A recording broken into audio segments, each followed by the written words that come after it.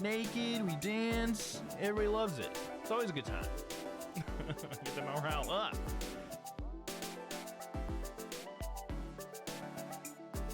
Tuesday, Amori. The sun shined brighter when she was here. There's no sunshine when she's gone. Only darkness every. Whatever Wednesday.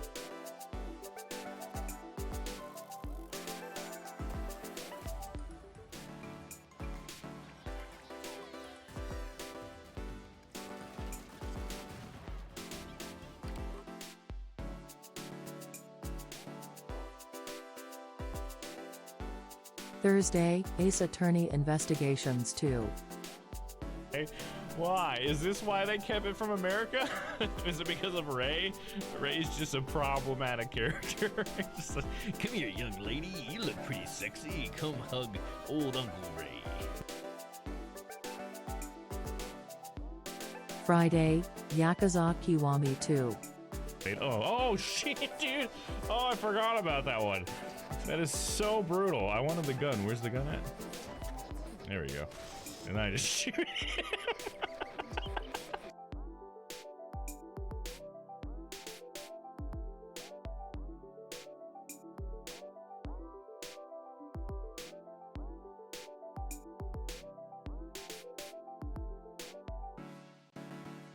Monday, Cult of the Lamb. Do that bonfire ritual, hell yeah, plus 30. Everybody loves it when we do this. You know, we light a huge fire, we all get naked, we dance, everybody loves it. It's always a good time. Get the morale up.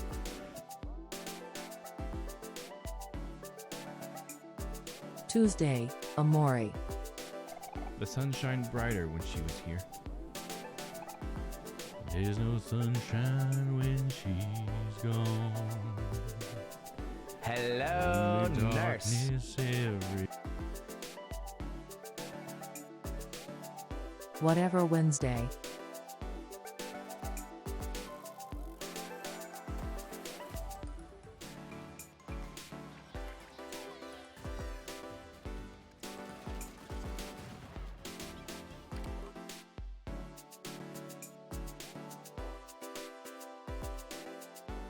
Thursday, Ace Attorney Investigations 2. Hey, why? Is this why they kept it from America? Is it because of Ray? Ray's just a problematic character. Just like, come here, young lady. You look pretty sexy. Come hug old Uncle Ray. Friday, Yakuza Kiwami 2. Oh shit, dude. Oh, I forgot about that one. That is so brutal. I wanted the gun. Where's the gun at? There we go. And I just shoot him.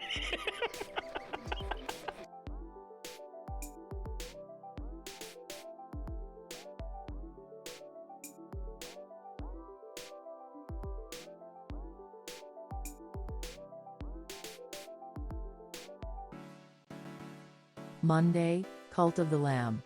Do that bonfire ritual, hell yeah, plus 30. Everybody loves it when we do this. You know, we light a huge fire, we all get naked, we dance, everybody loves it. It's always a good time. Get the morale up.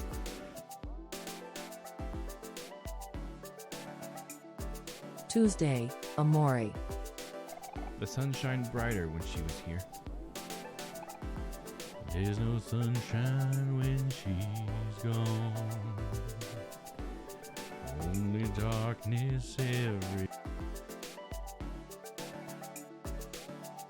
Whatever Wednesday.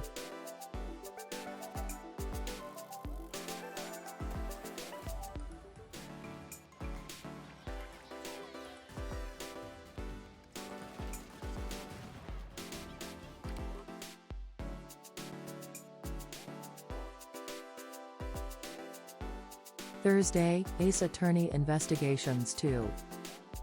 Hey, why? Is this why they kept it from America? Is it because of Ray? Ray's just a problematic character. Just like, come here, young lady. You look pretty sexy. Come hug old Uncle Ray. Friday, Yakuza Kiwami 2. Oh shit, dude. Oh, I forgot about that one. That is so brutal. I wanted the gun. Where's the gun at? There we go. And I just shoot him.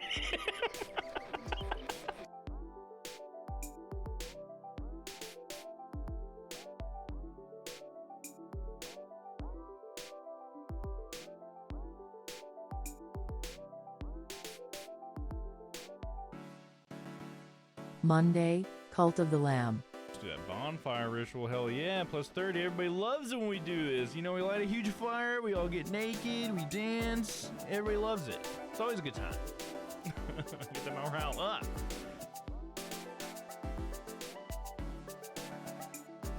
Tuesday, Amori.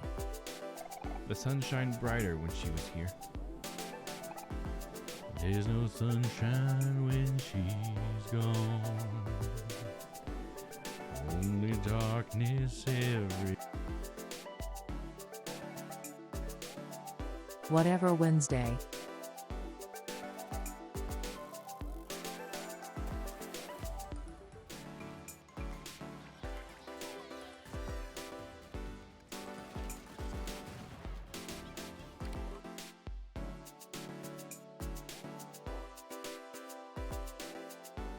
Thursday, Ace Attorney Investigations 2.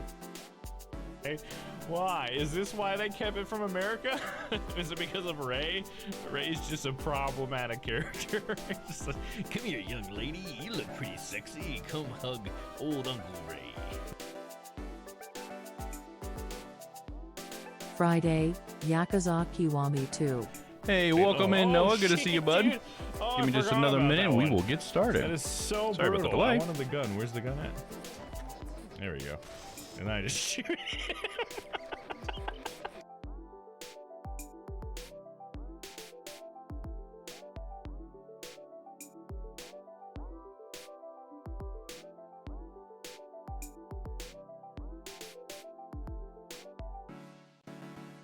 Monday, Cult of the Lamb. Let's do that bonfire ritual. Hell yeah. Plus 30. Everybody loves it when we do this. You know, we light a huge fire. We all get naked. We dance. Everybody loves it. It's always a good time. Get the morale up.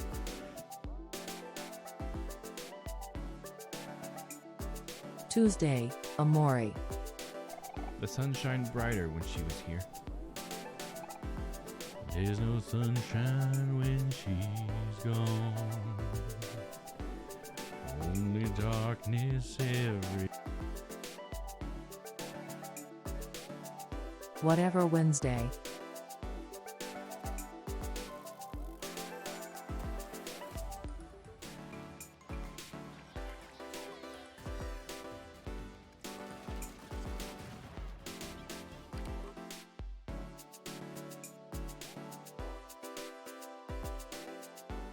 Thursday, Ace Attorney Investigations 2. Hey, why? Is this why they kept it from America? Is it because of Ray? Ray's just a problematic character. Just like, come here, young lady. You look pretty sexy. Come hug old Uncle Ray. Friday, Yakuza Kiwami 2. Oh shit, dude. Oh, I forgot about that one. That is so brutal. I wanted the gun. Where's the gun at? There we go. And I just shoot him.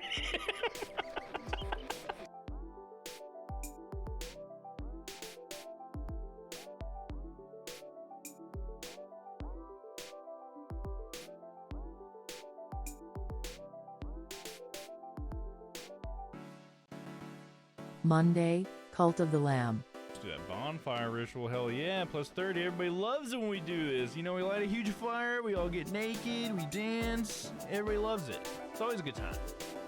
Get the morale up.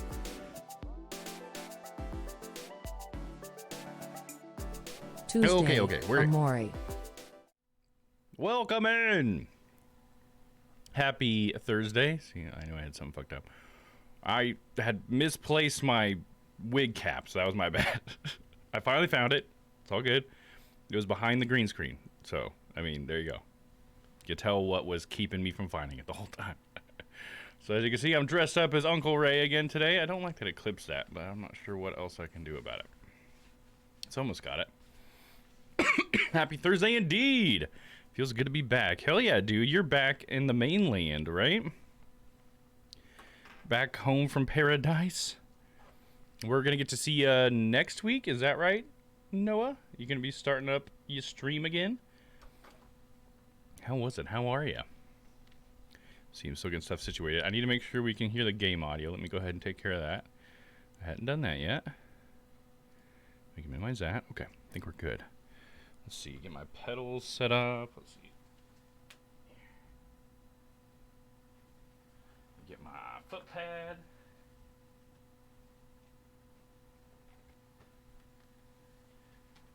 Boom.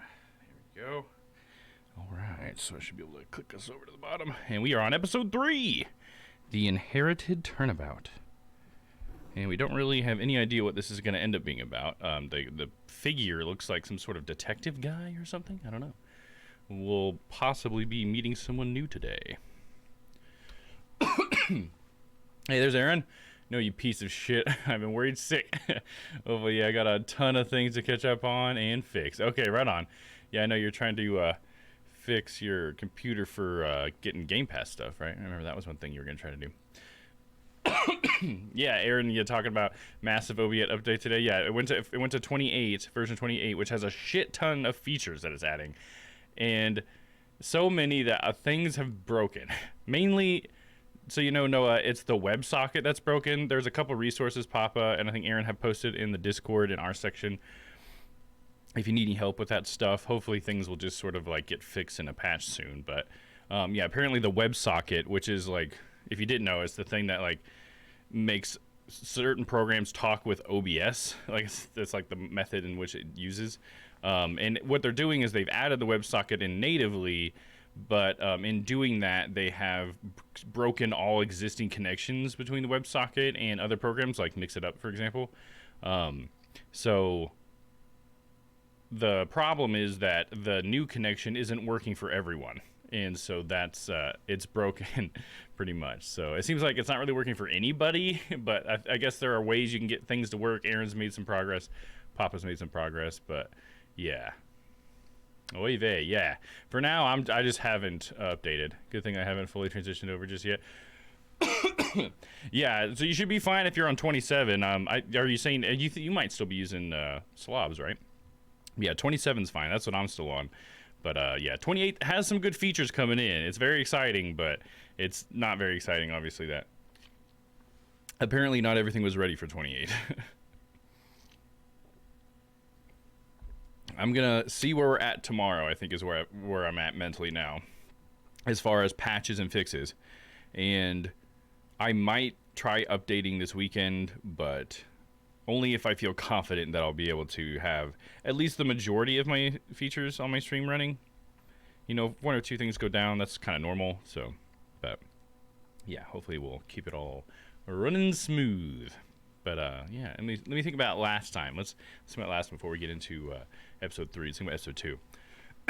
Hell, let's think about all the way back to episode 1. We'll just broad stroke it. So episode 1, the gist of it was President Zheng Fa came to give his speech, assassination attempt.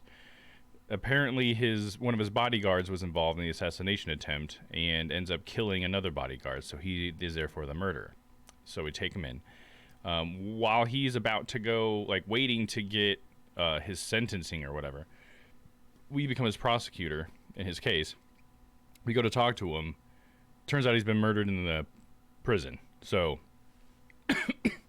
that turns into an investigation of itself, in and of itself, and that investigation led us to find that the ultimate murderer there was the warden of the prison, and she murdered him because she was getting very paranoid. What she was paranoid about was that there was a special prisoner there who was like an ex-assassin, and he's like this blind assassin dude. And apparently he had been like really playing mind games and stuff with the warden quite a bit, and she had gotten to the point where she believed that he had like henchmen everywhere, and that anybody could at any time could possibly be one of his henchmen and like out to get her. So she ended up, I guess, sort of murdering him, thinking that he was one of his henchmen because he had happened to have been playing correspondence chess with the assassin. But apparently they didn't actually know each other, and so it was just her paranoia that caused that to happen. So, pretty interesting stuff. Hello, Dom. How are you doing today? Doing well. How are you, Mighty Flag? Good to see you, dude. We're just talking about the previous 2 episodes before we start into episode 3. But good to see you, man. So, yeah. Whether that leaves us... Honestly, like, I don't really know. I can't remember. There was a small little bit that we kind of pulled from this whole deal. I can't remember what it was. Because, like, this seems like in this Ace Attorney Investigations 2, they're trying to have, like, this overarching plot. But they're, like, it's like one little thing will happen in each case, it seems like so far. And that seems to be somehow connected to whatever the final case is probably going to be. And the only 2 things the only thing I'm remembering from the first one was that Shelley the Killer was also trying to assassinate the Zhang Fa president. Like, there was a fake assassination, but there was also a real assassination attempt by Shelley the Killer, the assassin we know from Phoenix Wright. And so at the end of that case, Edgeworth had said to himself, well, we still don't know who actually tried to assassinate the president, so there's still that lingering. You know what I mean? And I thought, okay, well, maybe that's going to come back later. And then there was something in this case, I feel like that kind of tied back to that. I guess it's because it's the assassin, Dogan. But I can't quite remember what it was. But hopefully it'll become apparent, I guess. Because I don't know if I'm digging the way that they're, like, displaying this overarching plot or whatever. Like, how they're telling that story. I don't know if I like it as much as I did the first one. Because the first one, everything seemed very much, like, involved with each other. Like, every case was involved. Like, this one is that way too, I guess. Don't get me wrong, because they got, like, the bodyguard. It's like the same people are involved, but it's just like the overall, like, problem isn't really, like, clear. Because in the first one, the big deal was that there was a smuggling ring that was affecting Zhang Fa and Kadopia. And that was sort of like what we were investigating the whole time, and how the Yataga Rasu was involved with that. And so this time, we don't have that. Like, if anything, we have Shelley the Killer was an assassin who tried to assassinate the president, but we don't know why. We don't know who hired him, you know, so... And they didn't touch on that really at all in episode 2, unless there's that one thing I can't quite remember. Because I feel like there was something they said, but it was so small. But I don't know. Let's find out, huh? In The Inherited Turnabout. Should be good. Doing good, just relaxing? Nice. Glad to hear it, dude.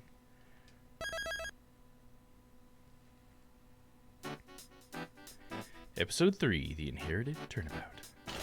Ba, ba, ba, ba. What's for dessert today? Let me switch over here. Piece of cake. Catherine Halls and Jeff Masters' piece of cake. Macarons and waffles. Light and fluffy chiffon cake. Happiness for one and all. The sweetest temptations. There. Where? Over there. Take a peek inside the oven. Ding. Look, it's freshly baked desserts. Let's cook again today. What a bizarre cooking show. She seems like something Maya would watch, I guess, you know. I guess maybe that's just because it's a TV show, though. She's always watching TV. Hey, who turned that off? This program sure brings back memories. Hey, look, it's young Ray, not old Uncle Ray. Gregory. Tomorrow, I'm heading towards that fateful place with your son. To find out the truth of 18 years ago.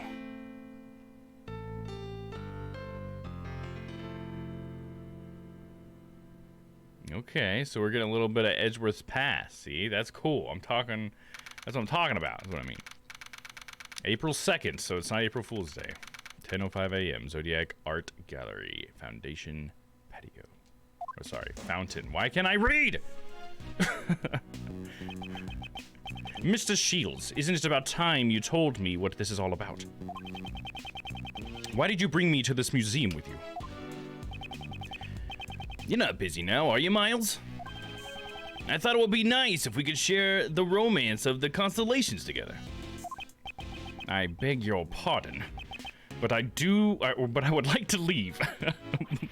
But I am interested in that, I almost said. Sorry, it was just a joke. Do you know about the final case your father worked on? The IS-7 incident. Is 7? I always want to think that means something, but last time I was totally wrong, so... Yes, Manfred von Karma showed it to me immediately after I became a prosecutor. I reviewed the case file again last night, after you invited me here. Now, he's way ahead of everything. He's on the ball, dude. And while I don't remember it very well, I also had been in attendance at the trial back then.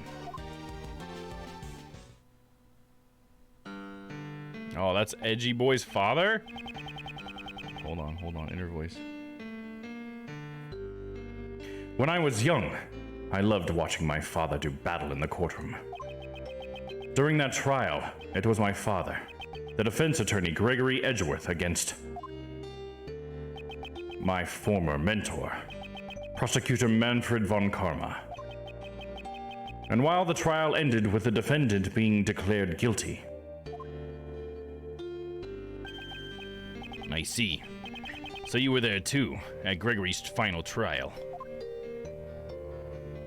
I guess that was right after that trial that he must have got murdered in the elevator, which of course Edgeworth was there because he was in the elevator.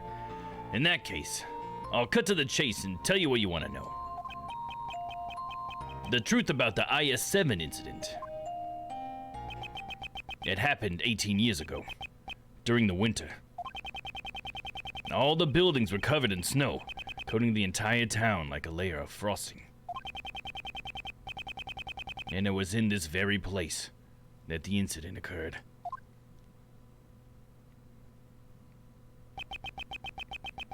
This was all before Uncle Ray became a defense attorney. 18 years ago. Is this whole thing gonna be like in the past and we're gonna play as Ray? Wouldn't that be crazy? It'd be perfect that this is a day that I dressed up as Ray. Like, thank goodness. Whew. December 24th, 5 o'clock p.m. Detention Center, Visitor's Room. It would be really cool if this whole thing, you know what would be even cooler? Is if it was like a parallel, and you were like Edgeworth's dad in young Ray, and then Edgeworth in old Ray. Like, that would be cool, and there were somehow like parallel stories being told or something. We'll see. Probably not gonna be that crazy, but we'll see. Mr. Edgeworth, this request sure was sudden, don't you think? Indeed. We were contacted immediately after the client was arrested.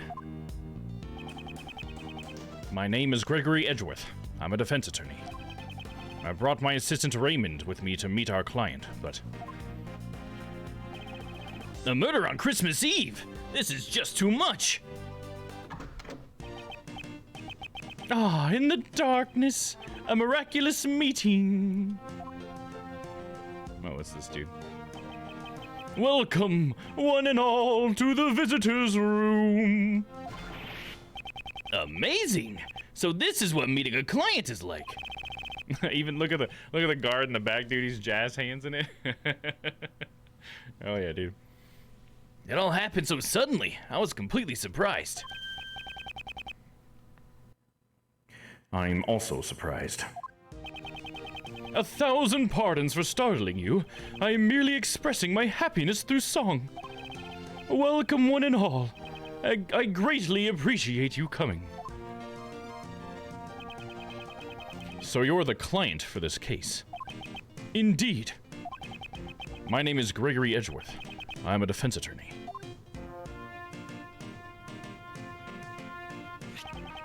I will be representing you in court. This is my assistant, Raymond Shields. Hey, what's up, Crispy? Welcome in. We got a pretty interesting story so far. We're like actually playing as Edgeworth's dad. I mean, it's only been going on for like a second, so we'll see how long it lasts, but it's pretty exciting. Nice to meet you.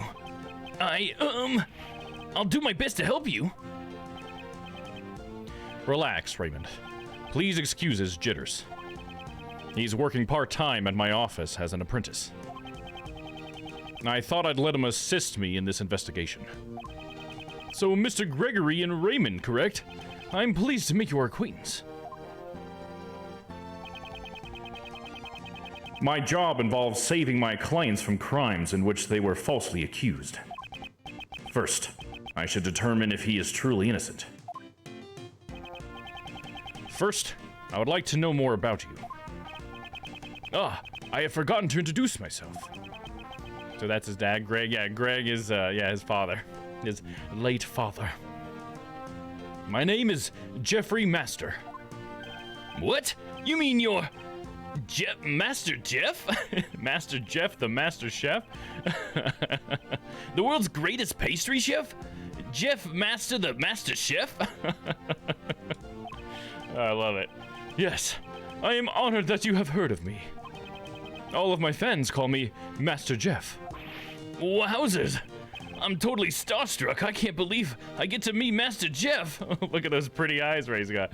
Oh. I'm old Greg. Nice. So maybe only Aaron would get that reference. Nope, not only Aaron. I got it.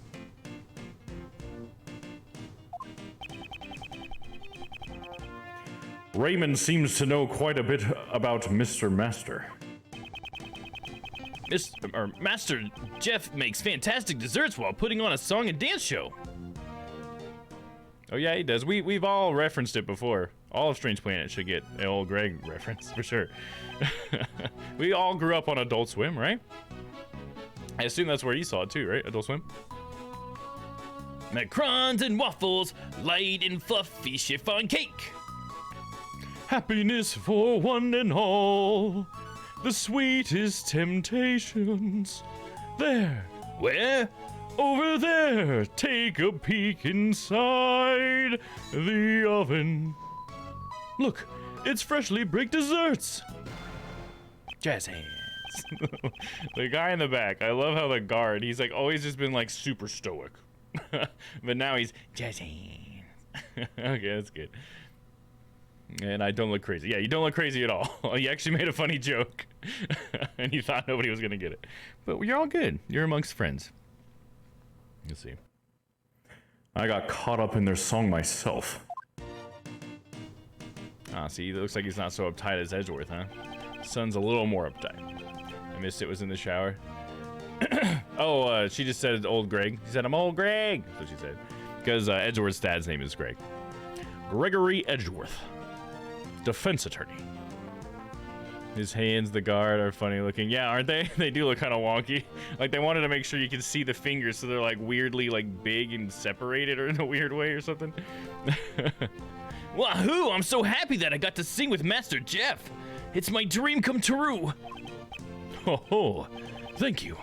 I am happy to hear that as well. Mr. Master Raymond, shall I return to the matter at hand? Yes, of course. My sincerest apologies for making you wait. Now, where should we start?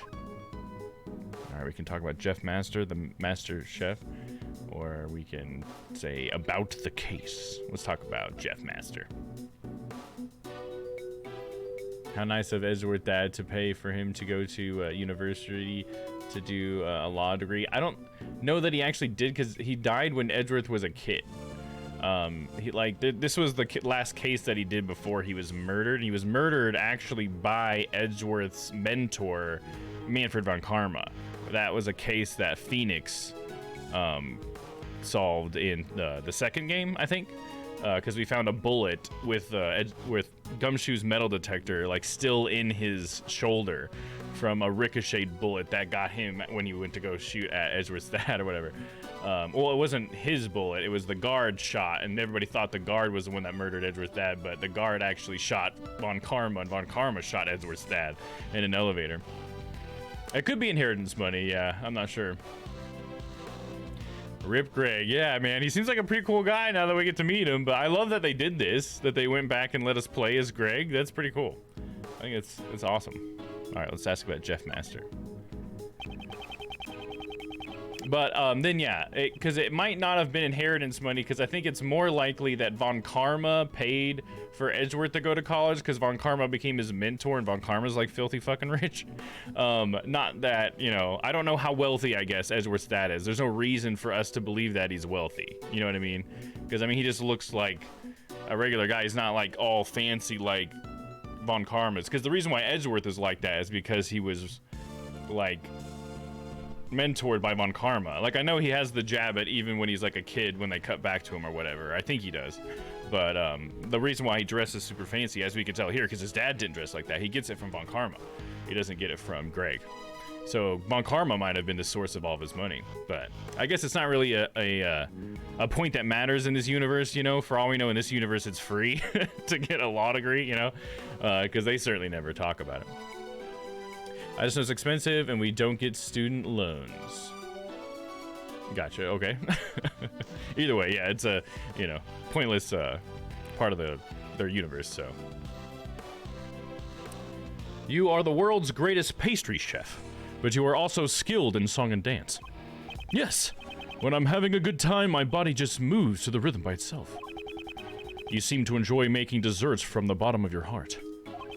Ho ho ho. If you don't have a good time making desserts, you don't make anything good. Creating desserts that bring happiness to one and all is my purpose in life. Oh yeah, Von Karma money equal blood money. Yes, it equals money of putting innocent people in jail.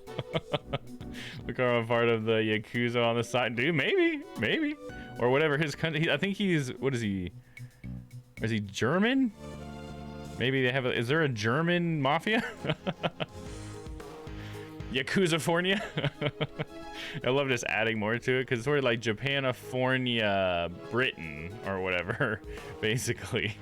But just add Yakuza in there too, why not? I mean, we already had Yakuza Phoenix, right? With, what's his face? Tigre, right? Master Jeff's desserts are practically works of art. They sparkle and look so delicious. He's famous for his dreamlike desserts. Bringing happiness to all with his dreamlike desserts, huh? I'll see about that. All right, now we're gonna ask him about the case. The incident occurred in your estate, is that correct? Yes. That's where the Great Dessert Contest was being held. It seems that the body was discovered in one of my creations. Oh wow, dude, that's a crazy case.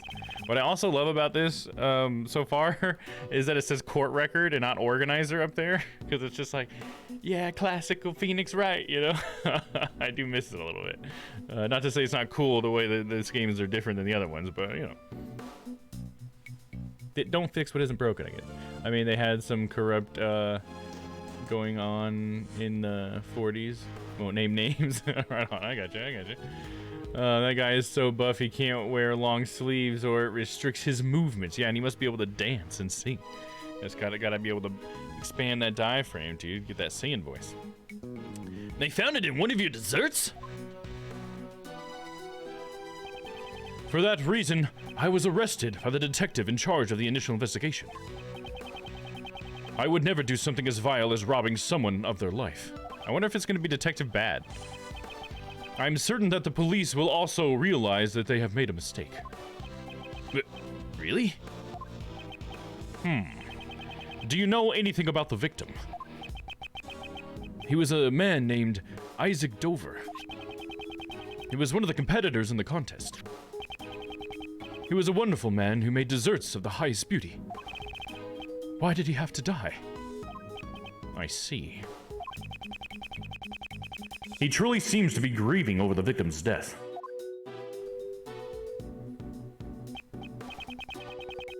I believe I have a sufficient understanding of Mr. Master's personality. Mr. Master, before I accept your request, there is one final matter I must confirm. You did not kill Mr. Dover. Can I take your word for it? Yes, that is correct. I did not kill him. No matter what happens, I would never take another person's life. Those aren't the eyes of a liar. I understand. I believe you. Thank you very much for taking the time to talk with us. The pleasure is all mine. I am grateful to speak with someone other than a detective. Next, we shall begin our investigation of the crime scene. We will report back with our findings once we have finished. Mr. Gregory, Raymond, I wish you good luck. Hell yeah. Yeah, this is like classic Phoenix Wright. I'm loving this. But it's with Gregory Edgeworth. December 24th, 6 o'clock p.m. Contest venue, Fountain Patio. Because I can read it this time. Phew! It sure is cold outside. I didn't expect it to be snowing this hard. Indeed. A blizzard like this will probably not clear up for a while. But even so, this mansion is ginormous! So this is what Master Jeff's place is like, huh? If you're going to hold a contest in your own home, you would need this much space after all. La la la la, welcome! Thank you for coming. Eee! Oh my, are you okay? I'm so very sorry. Would you happen to be Monsieur Edgeworth? Yes, I am Gregory Edgeworth. And I'm his assistant, Raymond Shields. Greetings and welcome, Monsieur Edgeworth and Monsieur Shields. Please call me Catherine Hall. I am in charge of the household affairs of this estate, and am also Monsieur Master's assistant. Ah, no way! You're the famous Kate, aren't you? Want to give old young, or not old, but young Ray a hug? Young nephew Ray. Is that what you do? You just go the other way? You know of me? Of course I do. I see you on TV all the time.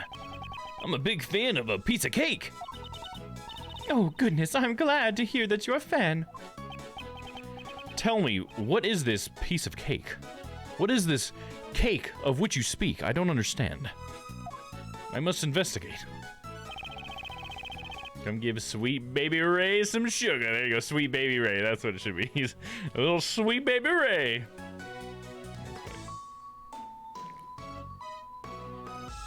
This little baby Ray needs some lovin' sugar.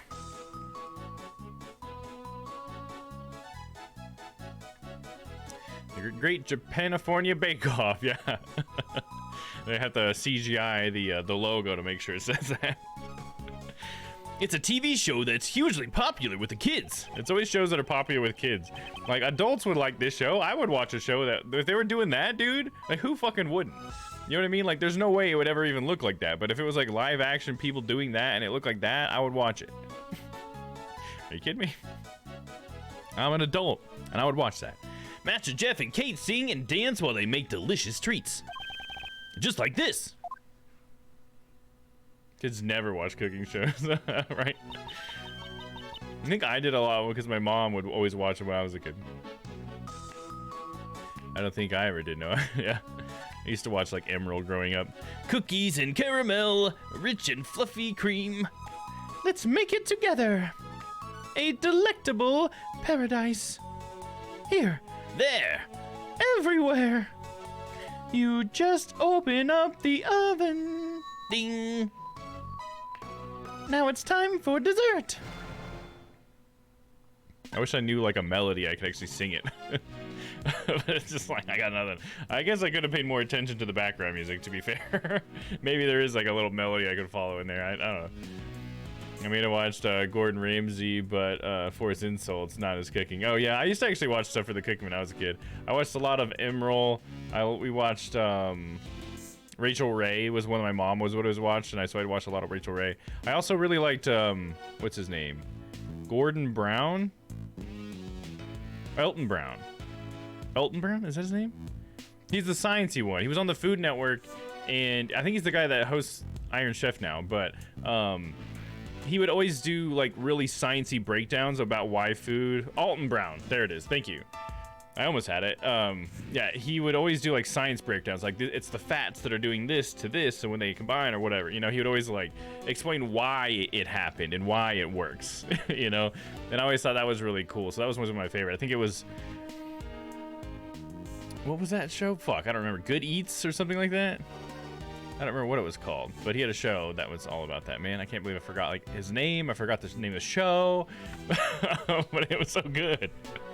But yeah, I think he's the Iron Chef guy.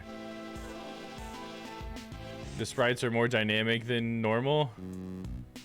Yeah, I would say, yeah. I think in this game they have been a little bit more. There's a little bit more to them. Yeah, they'll even have like different phases and stuff, right? Like sometimes, like we had Simon without Money the Monkey, and then we had Simon with Money the Monkey, and so there was like all sorts of different animations for those. So yeah, I would say that they have been a little bit more in this one. Oh, Monsieur Shields, that was incredible. I always practice along with the show. Maybe I should tell my son about the show. But man, doing this dance repeatedly sure works up your appetite. Ah, pardon my inconsideration.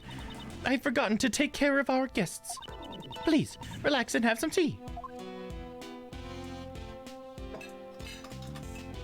Clatter, clatter. I like Anthony Bordeaux's show. Rip Dude. Anthony, or Bourdain's, I'm sorry. Anthony, I've heard the name, but what's the show? Is it Rip Dude? I feel like I recognize the name, but I don't think I know the show, not off the top of my head. Can't picture the dude's face.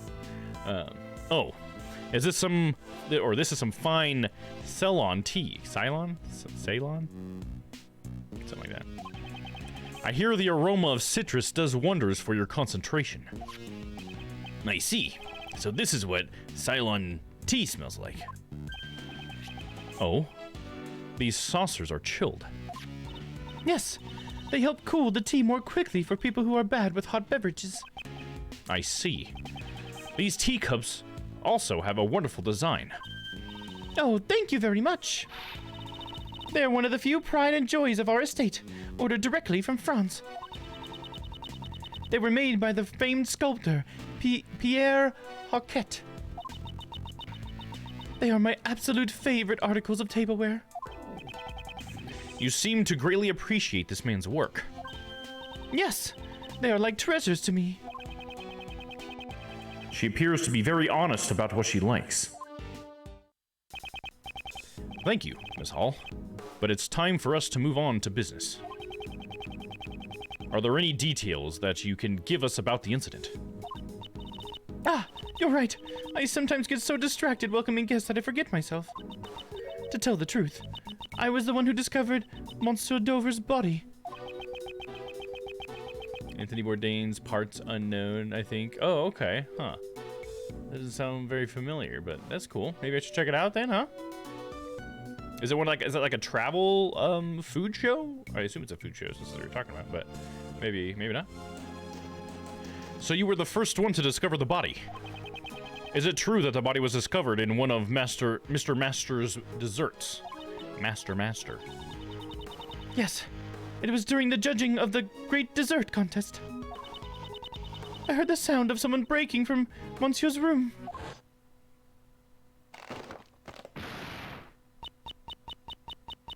Monsieur Master? Are you in here? Ah! Travel to places and tried unusual foods from different cultures. Yeah, that sounds tight. That sounds like a show I'd like. Oh, yeah. When I looked inside the room, I saw Monsieur Dover's body inside the treasure chest. Thank you very much. I'm sorry to have made you recall such painful memories. No, I should be the one apologizing for not being much help. Now then, I believe it's time for us to start investigating the crime scene. Monsieur Edgeworth, Monsieur Shields, please find some way to save Monsieur Master. Monsieur Master is not someone who would commit murder. Yes, of course. Just leave it to us. Then I shall entrust it to you. If you'll excuse me, I have to continue serving tea to the other inspectors. Raymond, let's head to the crime scene. Yes, sir, Mr. Edgeworth.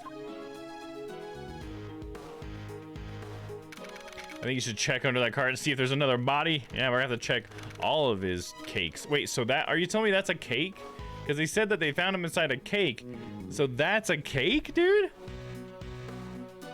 What the fuck, dude? I mean, I've heard of some like realistic cakes. There's a girl I see like on TikTok or YouTube Shorts or whatever who does like really realistic cakes. She does a fucking damn good job. But what?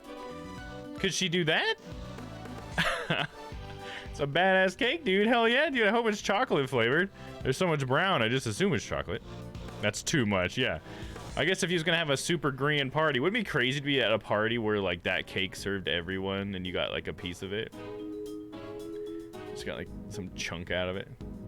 That's crazy, man. It's even got like the top of the chest falling out and too and everything. Wow. That's so over the top for a cake.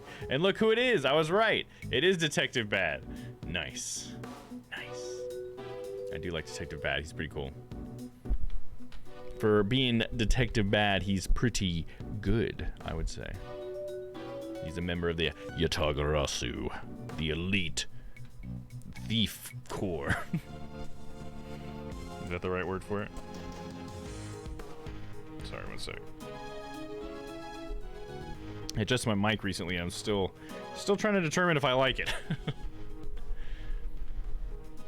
Hey, it's a cake. I never said it was supposed to taste good. Yeah, it's just edible. It doesn't taste like anything, actually. It just tastes like, I don't know, chemicals and shit. December 24th, 6:30 p.m. Contest venue, Master's Room. Wow, this whole thing is made out of chocolate. I can't believe I'm actually seeing Master Jeff's desserts up close.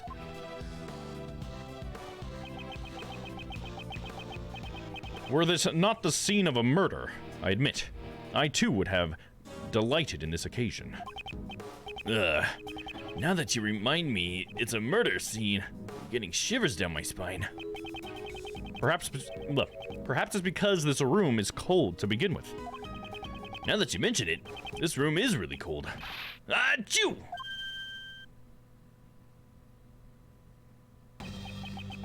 Never expected the defense attorney to show up so early. Had a shift in his voice, I feel like. Pleased to meet you. I'm Jeff Masters' defense attorney, Gregory Edgeworth. This is my assistant, Raymond. How do you do? Detective Tyrell Bad, homicide. Mr. Bad, the detective in charge of this case. A man of few words. Tastes kind of bitter. Why did he do that? He wrote it down and then ate it? Is that how he remembers stuff?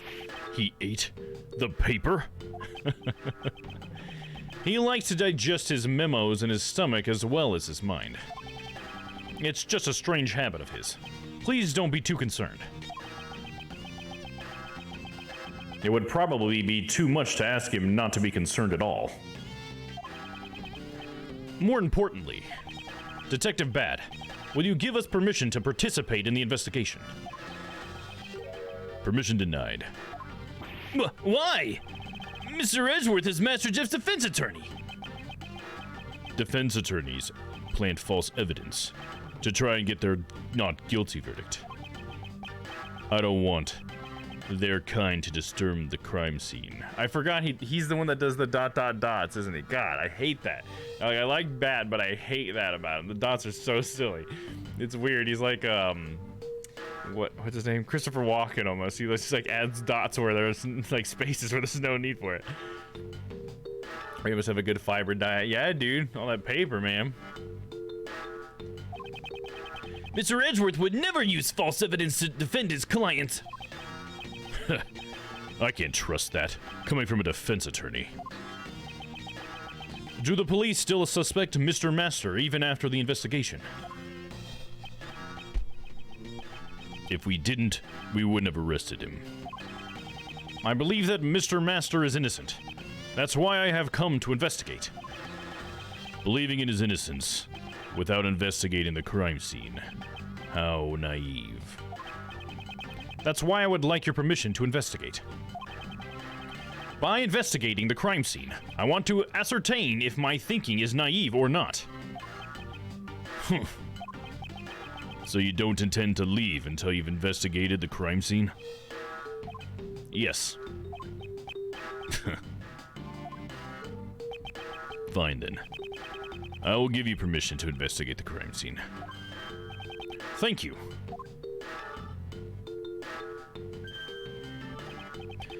But I'll be accompanying you. I can't trust you defense attorneys after all. If you understand that, you can begin your investigation. That's a lollipop?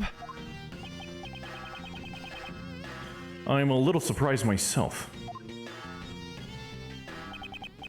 He's such a, like, square, I guess. Like, that's what I'm trying to play Greg as. I think it's great, though. I think it's, like, a fun character that I haven't, like, tried before.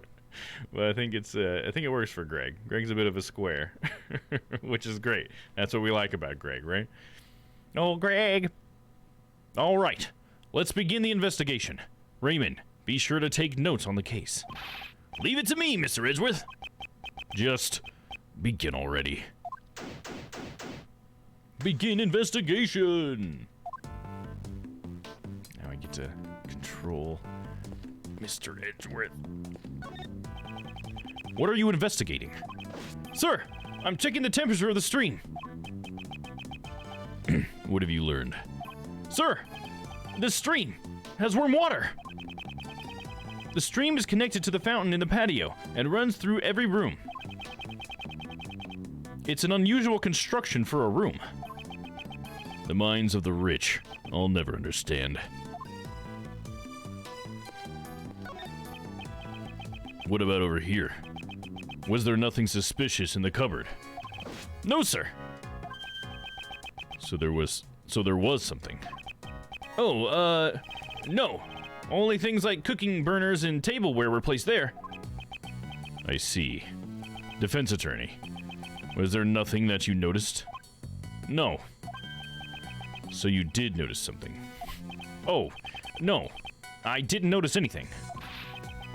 Everyone's always giving replies that are difficult to understand. That's actually kind of funny they did it twice like that. I think it's your way of asking that's bad. Detective Bad.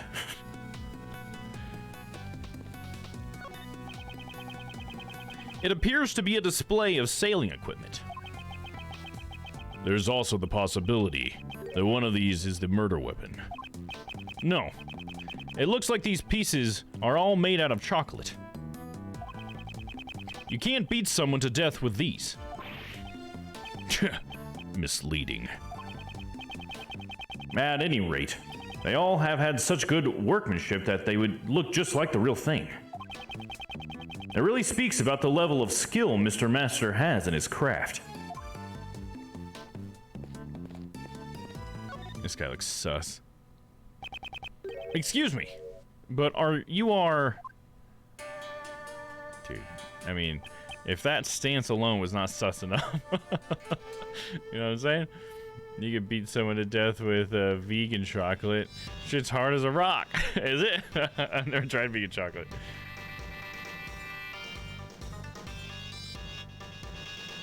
Could probably beat someone with a cocoa bean. I don't know, the cocoa bean would probably break.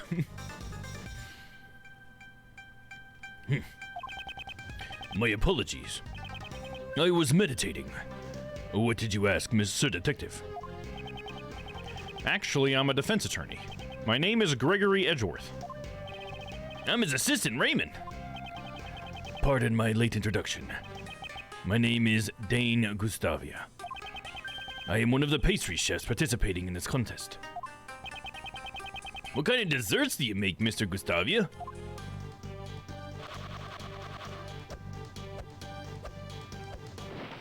What is he doing? What? My specialty is making desserts out of candy. I don't even recognize. Apparently, I don't know how candy is made. I thought I understood at least how some candy was made. What the fuck was that? That was weird. I like his theme. Oh yeah, it is pretty cool. Ah, what a cute seahorse!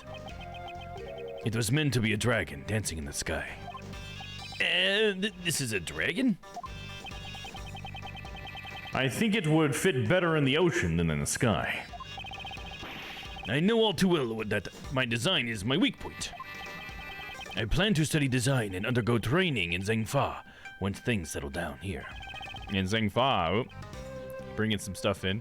I think it's interesting that he has a scar across his face, and the hat that he's currently wearing like syncs up with the scar. So it's like that was definitely the hat he was wearing when he got cut in the face. You know what I mean? Taffy, yeah, but taffy out of those things. You know what I mean? Like, is that a form of like taffy, like creation? Like he had these two like squishy things. He was like squishing the stuff out of it. Looked like. I mean, I'm not gonna pretend to understand what was going on there. I don't know. I probably shouldn't touch the subject of design any further. Mr. Gustavia, if you aren't related to the investigation, why are you in this room? Sir Detective wanted to know more about the desserts in this room, so he asked me to come. Since he's one of the contestants, he might know something. Okay, so we got 3 options here. We can ask him about himself, Dane Gustavia. We can have the contest or about the case. Let's ask him about himself. Tell me a little bit about yourself, Dane. I feel like I should switch these out for pictures of Gregory. You know what I mean? I wish I knew that so I could have that ready. Honestly, I'm glad I didn't know it though, because it was a cool surprise. Mr. Gustavia, those instruments you use are quite unusual. Thank you for addressing this. What is that? Is it like marshmallow? Candy pumps?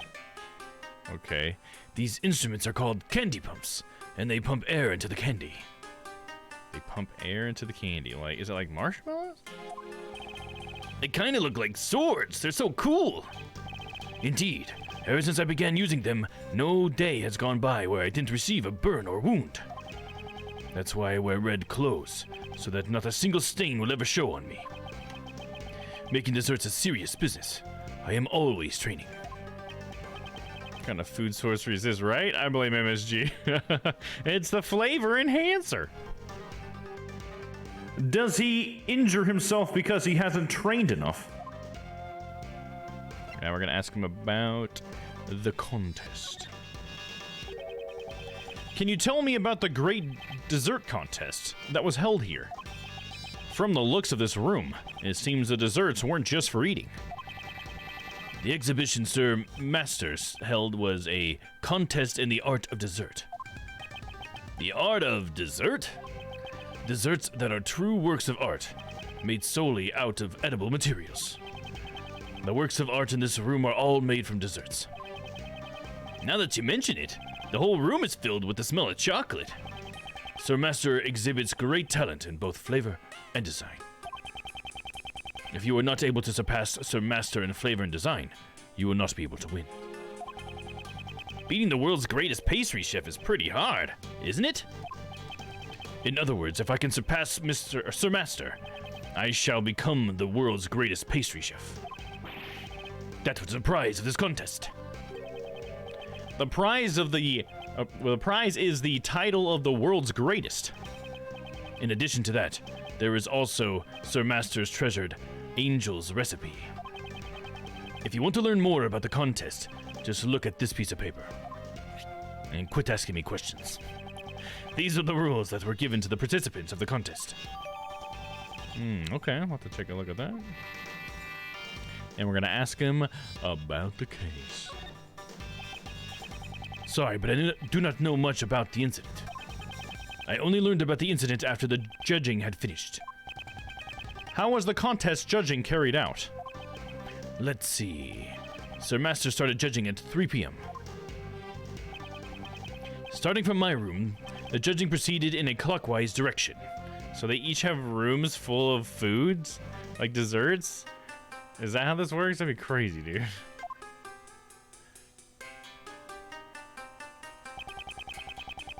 I used the room to the right, of Sir Master's room, which is the room we're in now, which makes... Okay, that would have made... Okay, so this is like a red herring a little bit, because I feel like this guy has got to be sus, right? Because at first I thought he was going to be placed next to the victim's room, but he's not. He's like one of the furthest ones away. And so is the master. So... Alright, we'll have to meet this other girl, huh? Delicia? Next, the room of a female pastry chef named Delicia was judged. A female pastry chef? Who would have thunk? What year is this? What kind of person is she? She is a frightening woman who would do anything to achieve her goal. I heard she used lots of cream to make a fantasy-themed dessert. And lastly, Sir Dover's room was judged. His works were frozen statues made from sherbet.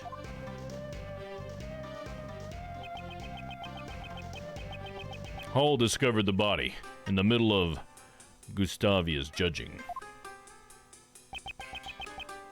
She panicked, and because she immediately notified the police, Master continued judging without knowledge that the body had been discovered. As the result, Master judged Dover's room in Dover's absence. It seems we have plenty of room to suspect Master. I'm lacking in information. It's probably too early to object. A woman in the kitchen? Blasphemy! Woman belong in the kitchen. Also, woman can cook. Right? It's like, how do those two like things work at the same time? It's like obvious that was bad logic from the beginning. You know what I mean? It exposes itself. By the way, Detective Bad, what are you talking to Mr. Gustav? What were you talking to Mr. Gustavi about earlier? I was asking him about the chocolate frame hanging on the wall. I thought something was missing. Something was missing. There's a handprint on it. Oh, I see it in the bottom left. That looks like it's missing. Like it's like a little leaf or something, right? I thought if I asked someone who knew a lot about desserts, I could get an answer. Although, thanks to your arrival, I still haven't gotten my answer yet. Well then, since we've been waiting for so long, we can ask him about it right now. I guess you don't understand sarcasm. Mr. Gustavia, can you assist us in this matter? I train in the art of desserts every day. If you have a question about desserts, please do not hesitate to ask. Thank you very much. Let me take a look. The first thing I'm seeing is this missing leaf and the handprint. Let's start with a missing piece. You can make such a beautiful picture out of chocolate? As expected of Master Jeff. Is this really chocolate? It looks like an actual picture to me. Impressive, sir. Attorney, you noticed well. This picture of an angel is not a dessert, but rather the angel's recipe. The angel's recipe. The prize for the contest. Eh? This picture isn't made of chocolate? Indeed. Within this chocolate frame lies a recipe book. Sir Master, I always want to say Mr. Sir Master told everyone when he explained the rules of the contest to us in this room. So the contestants knew the recipe was here.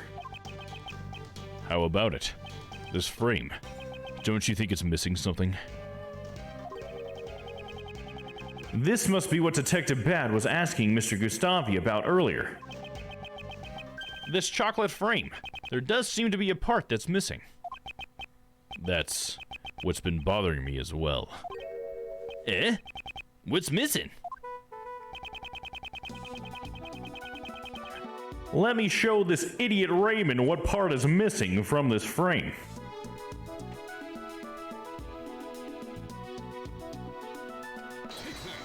Take that. Look closely at this part with the decorations. Can you see that one of them is missing? It's true. It's different from the other decorations.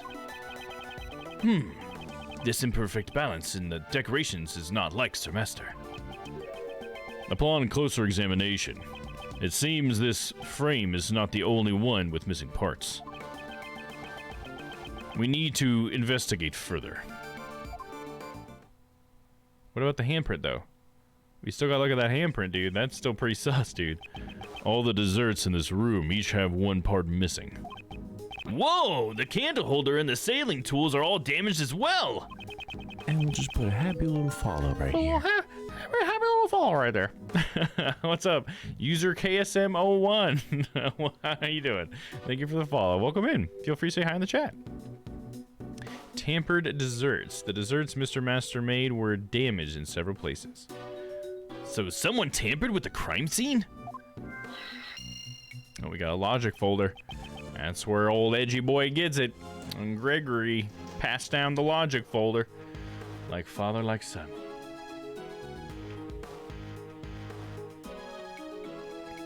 Perhaps. Maybe. Master vandalized the room himself to fool us. Master Jeff wouldn't do that sort of thing to his desserts. Tampered desserts. I wonder if they are connected to the incident. I won't rest until I've inspected every suspicious-looking nook and cranny. I used to say that to Edgeworth all the time when he was a child. Let's see. I mean, this looks pretty freaking suspicious.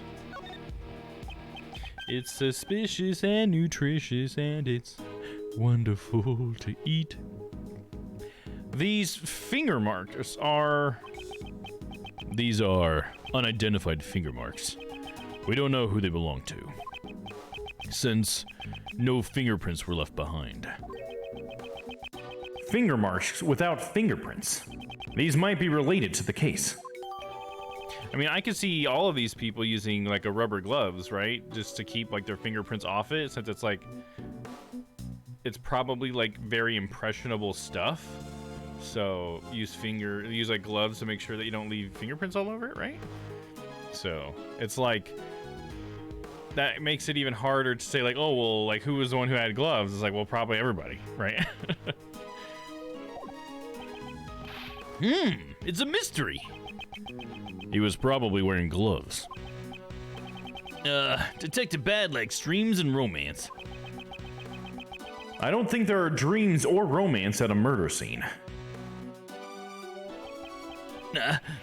Achoo! Are you all right, Raymond? This room is way too cold. The fountain patio wasn't very warm either. This room certainly is cold. Do you want to wear my coat? Nope, I'm fine. Because that's something that you promised to give me when I became a defense attorney. That's right. He's gonna give... Hold on. He's gonna give Ray his... But Ray doesn't wear his coat. So, did he ever give it to him? That's an interesting detail to have in there. Because we know Ray as a defense attorney. That's how we met him, and he's wearing this. That's who I'm dressed as. I wonder, did he end up giving it to, Gumshoe or something? I don't know. That'd be interesting.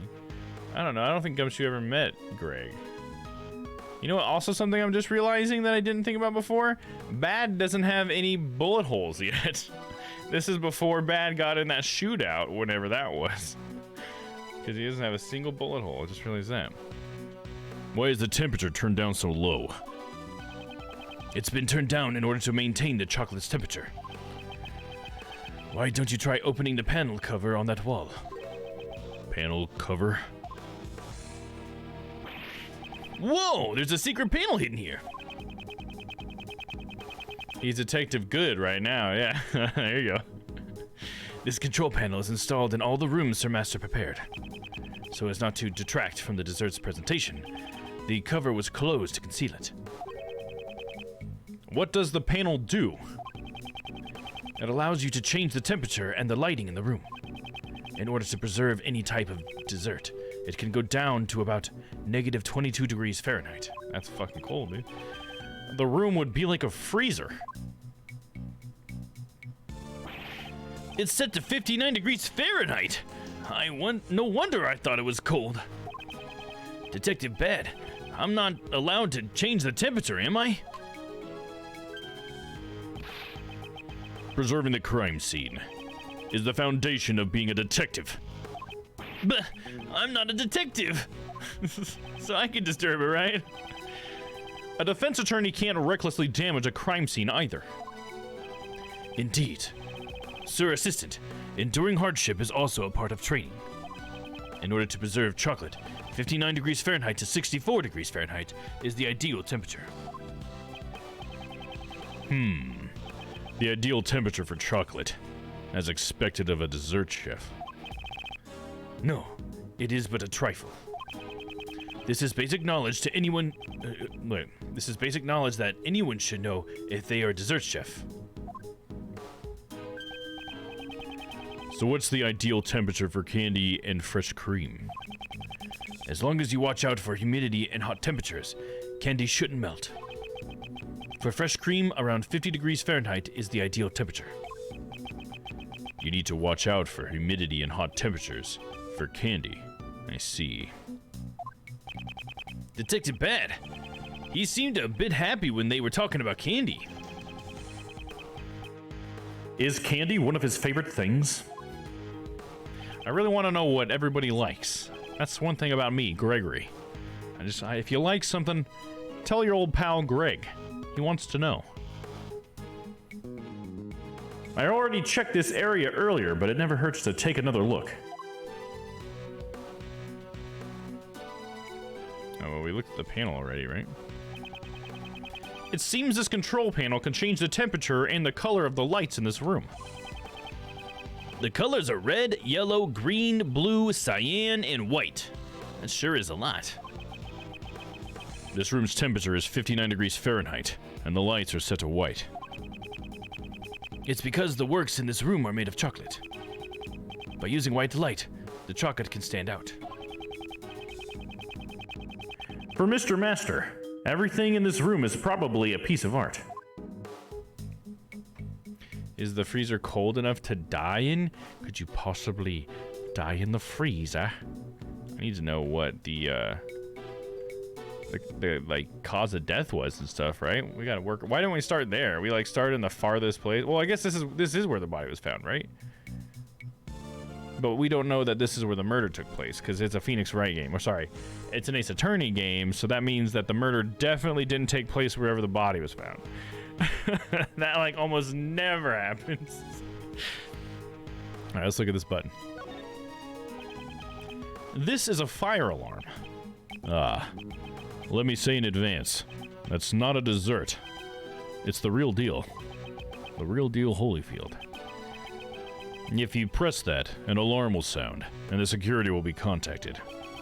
I understand that you want to press it to see what happens, but please restrain yourself. No, I didn't particularly feel like pressing it. It's because you're a defense attorney. I don't think being a defense attorney has anything to do with it. Dun, dun, dun. Is this a bottle of Cadopian ink? The captain's log of a chocolate ship, which is also made out of chocolate. It seems its title is Journal of Regret. Running out of rum while drifting at the Red Sea has really made me red with regret, it reads. I don't know what kind of voyage it was, but it doesn't seem very regretful. Am I the only one enjoying that kind of read for Gregory? I think it's hilarious, dude. A dessert in the shape of a candle holder, huh? Oh, my bad. We're up here. It's titled Light of Life. It seems that one of these important lights isn't lit. Is it symbolic, or... Unless...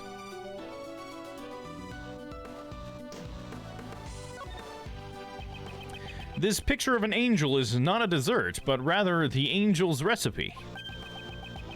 The angel's recipe. The prize for the contest. Indeed, the recipe book is set within the chocolate frame. Sir Master told this to everyone when he explained the rules of the contest in this room. Okay, we did read this already. So the contestants knew the recipe was here. So I think we've looked at everything then. So we're ready to back on out. Backing out. What we got here? Some chocolate? Elegant tableware and cookware are placed on the counter. It looks like the same tea set Miss Hall was using earlier. Was Master Jeff drinking this black tea? On the tea set, only Jeff Master's fingerprints were found. Were his fingerprints found on any of the other cookware? The cookware was washed. Nobody's fingerprints remained. Or he might have been cooking with gloves on. It seems the only thing here with his fingerprints is the tea set. Okay. It's a cool looking tea set. Seems very impractical though. I don't think I would want to drink out of a little teacup that was the shape of a star, you know? I guess you're pouring it out of one of the points of the star, but I mean, I don't know. You can't really make a good seal with your lip.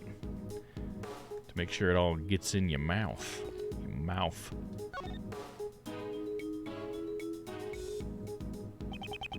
So this is where the body was discovered.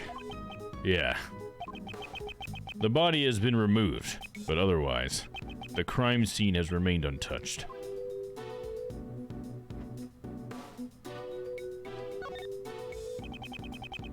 It seems that the body was discovered inside this chocolate treasure chest.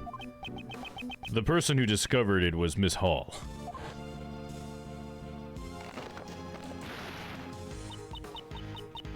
Monsieur Master? Are you in here? Eek! She heard the sound of something breaking inside this room and came in. Breaking sound, interesting. Interesting. So the person who was placing the body was in there. So if he did do it, he would have had to have had an accomplice in because he was judging the victim's dessert at that time, right? You know what I mean?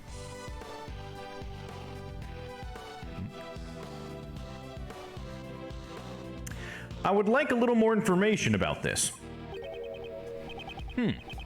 What's this? Something has been dropped inside the treasure chest. This is...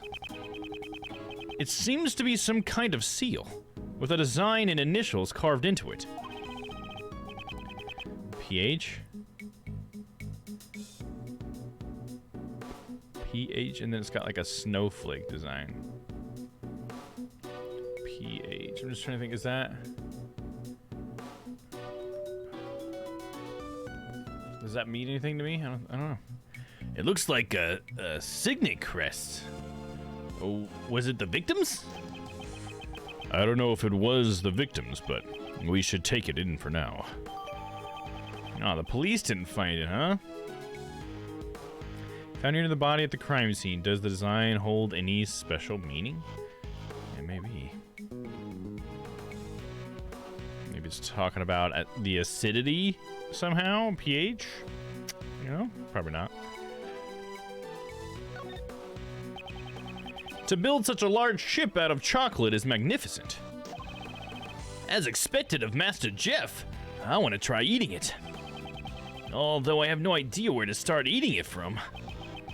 Anywhere should be fine, but if you start eating the crime scene, I'll make you leave. Ugh! Don't glare at me. Can't you tell it was a joke? I'd like Raymond to be just a little bit calmer. He seems to be a little too excitable.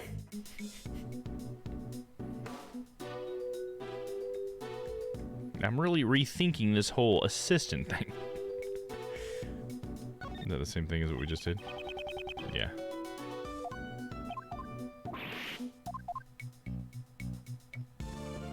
Da-da-ba-da, da-da-ba-da. I feel like we already clicked on this. Yep, we already did this. I might be ready for logic by now.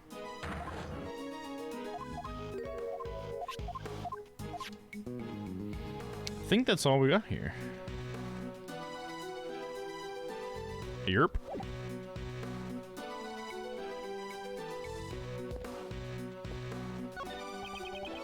The good ship Red Rum on the Red Sea is what was written on a sign. This seems to be the theme for all the works in this room. Starting with the central ship, the treasure chest, every piece has a connection to the sailing. It's a magnificent and elegant theme that complements Mr. Master's style. It appears to be a display of sailing equipment. There's also the possibility that one of these is the murder weapon. No. It looks like these pieces were all made out of chocolate. You can't beat someone to death with these. Misleading. At any rate, they all have such good workmanship that they look just like the real thing. It really speaks about the level of skill Mr. Master has in his craft. Read that one earlier.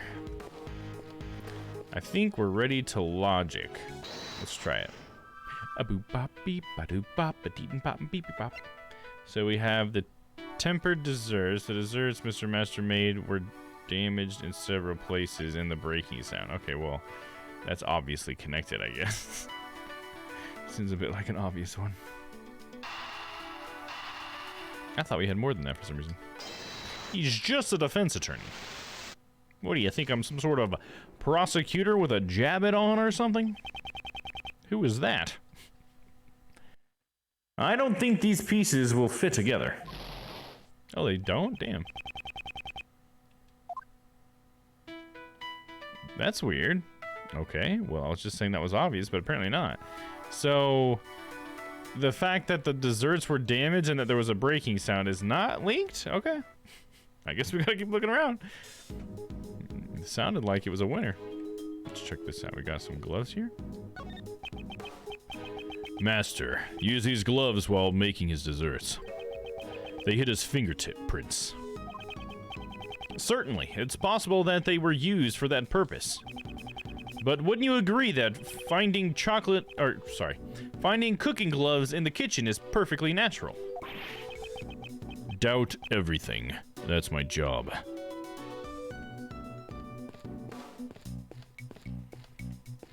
What else do I need to look at? Da-da-ba-da. Look at that. Yeah, the sailing equipment thing, yeah. What about under this cabinet? We find anything there? No, same thing, sailing equipment.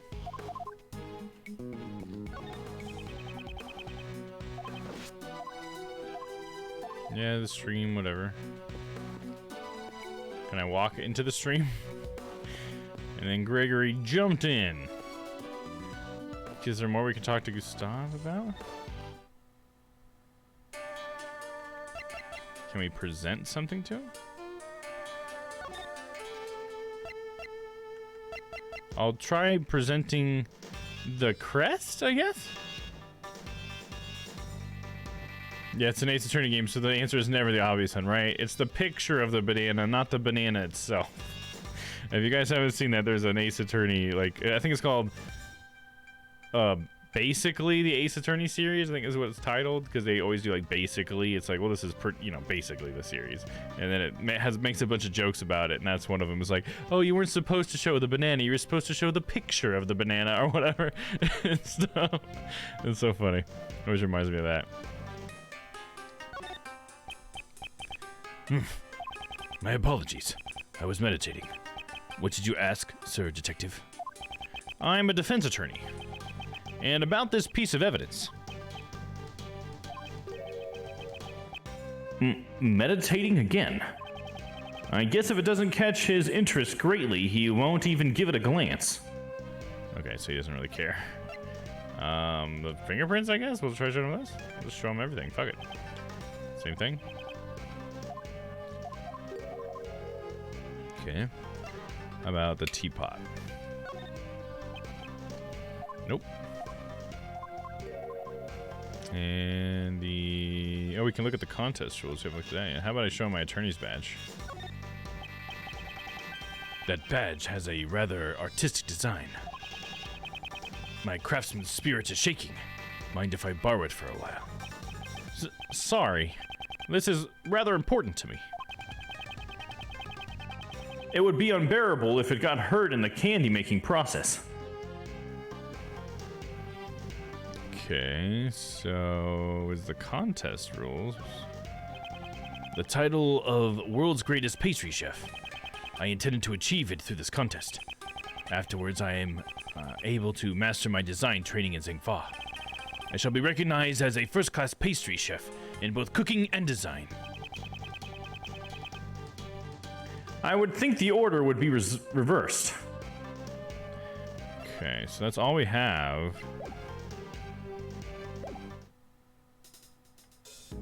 I haven't actually looked at any evidence. Is there something I need to investigate? Let's look at the rules. Rules. Number 1, contestants' rooms will be judged starting from the left. Afterwards, all parties will meet in Jeff's room for the orgy later. Any decorations not made from desserts are prohibited. Entering other contestants' room before the judging is done is prohibited. Okay. Seems pretty straightforward. Wasn't a very long list of rules, was it? What else we got? Let's check out the teapot, dude. This teapot's pretty sus. It's a sus pot, dude. How would you hold very much of anything in there, dude? Oh, is that the same symbol? Oh, it is. Oh. Would you look at that? Chef orgy? That's too many cooks in the kitchen. Now, there's never enough cooks in the kitchen when it's an orgy. I think it's, if we're talking about a chef orgy, we're probably talking about that anime, right? Where they always, like, bust every time they taste something. What have we here? Exactly, Crispy. What have we here? There's an engraving on the bottom. It says PH. It's the initials of the creator, Pierre Hockett. Miss Hall and Mr. Master seem to be big fans of this sculptor's works. Initials, huh? If it were mine, it would be RS. Why don't you try carving your initials into your own belongings? Give it a shot, Ray. I'll watch. Go on.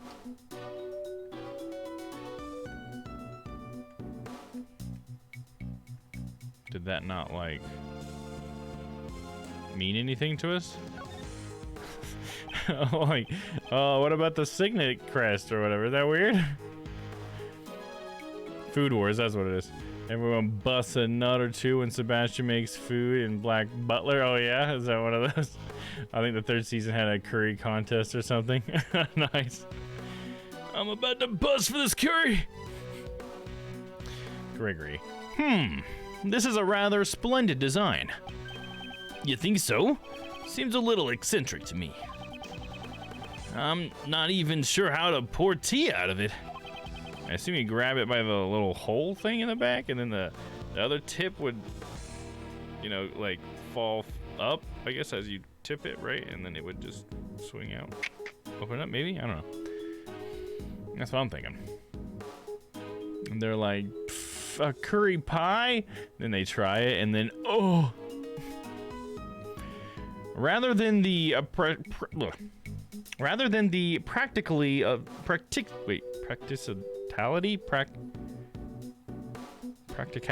That's what it is. Practicality. My bad. Sorry. Rather than the practicality of the design, focus on the artistic merits. Mr. Edgeworth's art sense is too high for me to understand. You wouldn't understand, Ray. It's an art thing. Only artists like me would understand. I think that's the only things to look at, right? Oh, there's a ring at the bottom.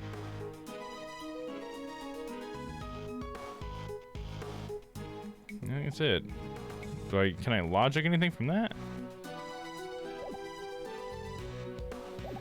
Did I gain any logic nodes here? No. Okay. So I have 2 things that I know are related, but I don't know how to make Greg think about those things. Can we talk to Bad? I guess he's my partner. I just gotta click on that button. Partner. What? Notice anything? Your way of investigating is too soft. An investigation is like a popsicle. Walk around the crime scene and investigate. Talk with the people involved. If you do that, little by little, you'll lick it down to its core. It's really these popsicle instead of a lollipop. and the truth will be written at the end of the popsicle stick. I pray that it doesn't say the truth was lost for all eternity. Okay, he's not helping me at all. Thanks, Lieutenant Bad or whatever. Detective Bad. I honestly don't know what to do. Should we just... Let's talk to Ray. Sweet baby Ray. This is an actual crime scene. I'm so excited. This isn't a game, Raymond. Please be more serious. Yes, sir. I'm taking a memo right now. Oh, what exactly are you writing? I'm copying down this dessert recipe over here. Raymond, please be more serious. Yes, sir. Why so serious? Can I go to other rooms, I guess? No, I can't even leave. All right. We are looking up a hint. Because what the fuck?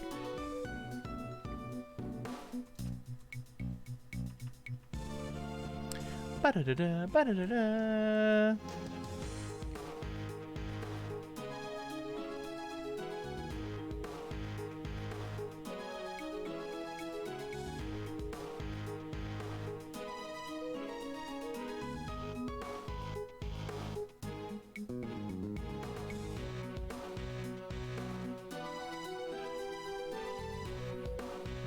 There was something else I missed somewhere about this?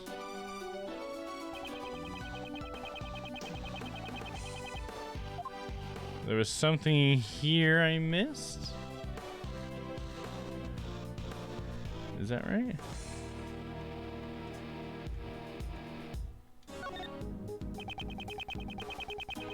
No, we already read that. There was another clue you're supposed to get here.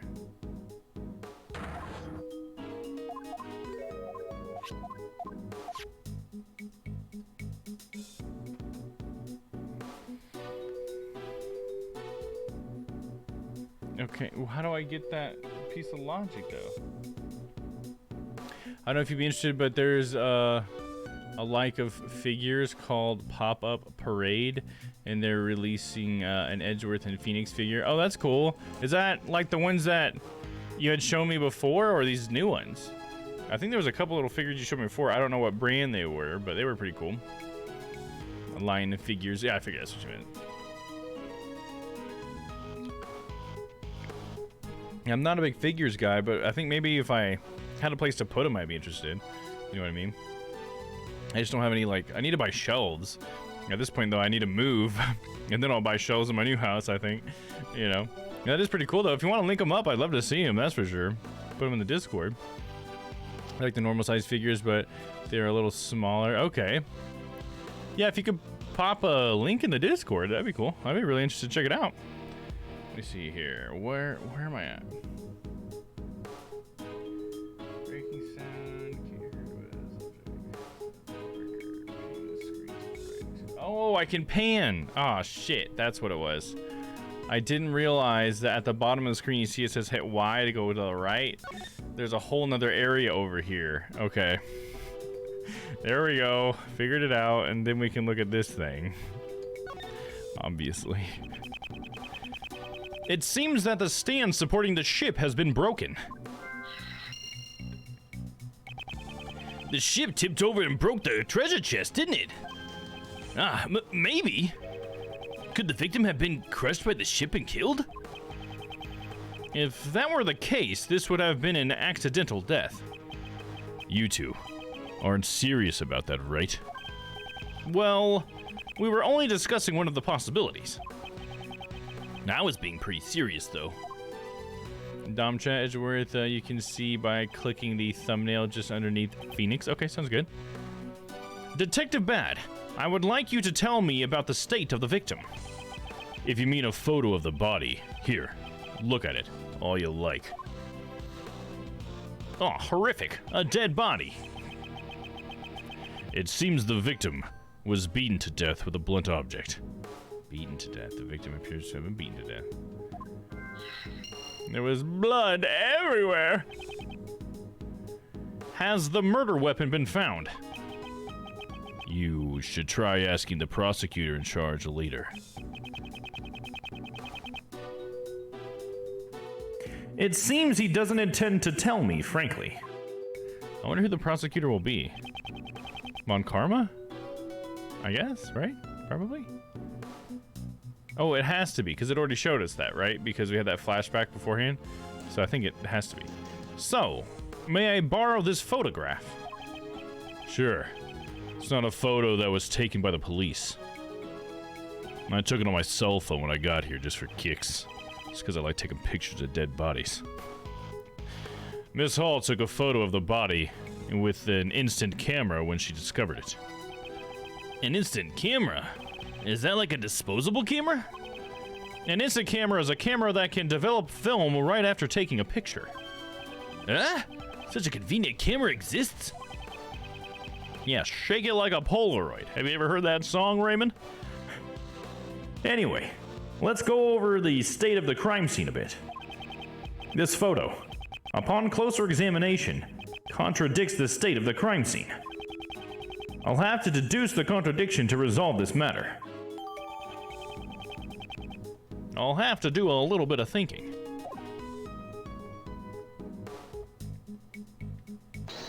Now it's time for logic.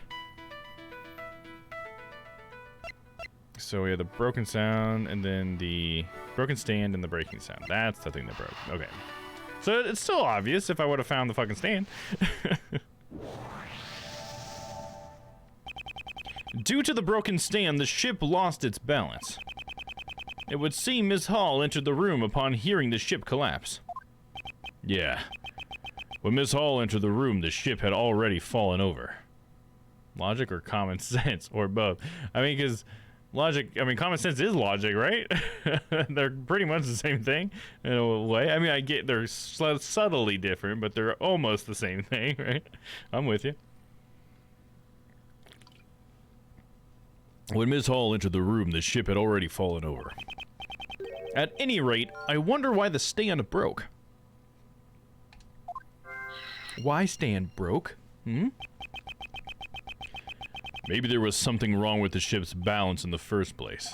What's the stand made out of? I guess it would have been just chocolate, probably. Tempered chocolate. Is that really true?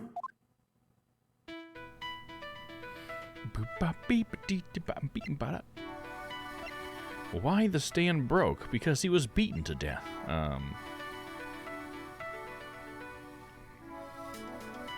Maybe tampered desserts, I think, and then it broke. Maybe it broke because it was tampered. Wait, we can try that. Makes sense, sounds real. Doesn't mean that it's the right thing, though.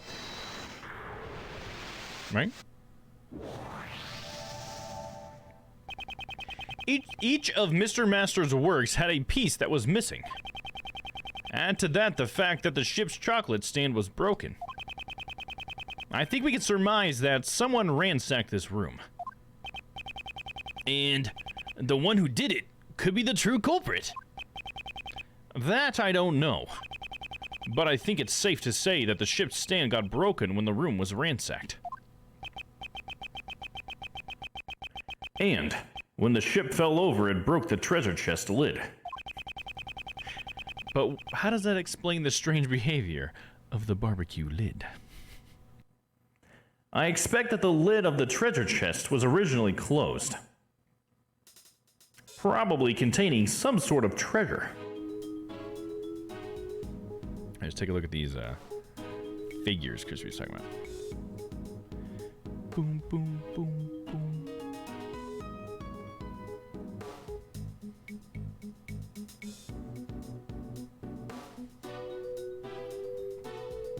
Let's see if I can bring him to the center of the screen here. And it still keeps him off to the left. All right, let me just drag it over. There we go. Let's do this even. Let's make it smaller. Smaller. There we go. It's Phoenix! Oh, those are cool. Oh, damn it. There we go. I like the proportions and everything. They're not like chibi or anything. I was almost expecting chibi, because it seems like anytime something gets made to a figure anymore, it's like chibi or super simplified and stuff, and I just don't understand the appeal of that kind of stuff. Like the Funko Pops. I'm not a Funko Pop guy. I don't understand why people, like, they all look the same. I don't know why people like them that much. But I mean, to each their own. But it's just I don't get the appeal. Now that's pretty badass though. Oh, look at that, dude. That would be so cool to have both my boys hanging out. They got a old Uncle Ray one as well. Dude, do they have a fucking gumshoe? That's my question. Can I get an entire fucking courtroom set up? A diorama of the court? Dude, wouldn't that be so funny to have a diorama of a court case? Like my favorite case from Phoenix Wright. Just have it like in a plexiglass case. Just all the figures just in mid like conversation. That'd be cool. Gotta get the judge. Yeah, gotta get the judge. I want Gumshoe on the stand because then it doesn't have to be a specific court case. It can be any of them that Gumshoe is in. So we can have Gumshoe on the stand, you know, Edgeworth prosecutor, Phoenix defense. If I can get Maya in there, it'd be amazing if you get Pearls in there. And Mia possessing, oh, Mia possessing Pearl would be like epic. Maya would be great. Yeah, I would love if you can get both of them. Because you can have like Pearl in the audience if you didn't do the possession one. You could have Pearl in the audience because she used to be like sitting in the benches. We would never see her, I guess, but maybe in the diorama she could still be represented there. Booba. Yeah. That would be so cool though. What a funny little thing. I mean, with the size of these, they would have to be pretty big like a diorama to get these ones to fit in there properly. So personally, I'd probably want it to be smaller if I did something like that, but that's just a fun idea, I think. Pearl and Maya would probably get made into those 1/4 scale bunny girls. Yeah. Yeah, unfortunately, yeah, probably. I mean, hopefully not Pearls. That just seems inappropriate. Maya's inappropriate enough, but Pearls is, I think you're going too far, dude. We have gone too far. Here's the edgy boy one.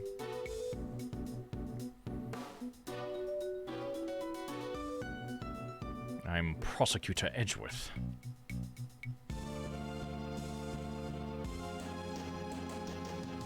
It's a really well-made figure. Like, bravo, you know?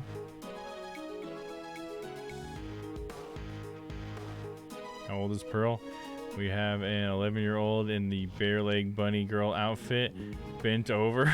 Oh gosh, I don't remember exactly how old Pearl was. I think she was like, by the time we were done with it, was she like 8 or something? Like she was like sub 10, I'm pretty sure. Like she's super young, dude. She's precious, and Pearl should be protected, not ogled. Ugh, don't do that. That's not right. She is too young for that. Too precious. It should be. It should be crispy.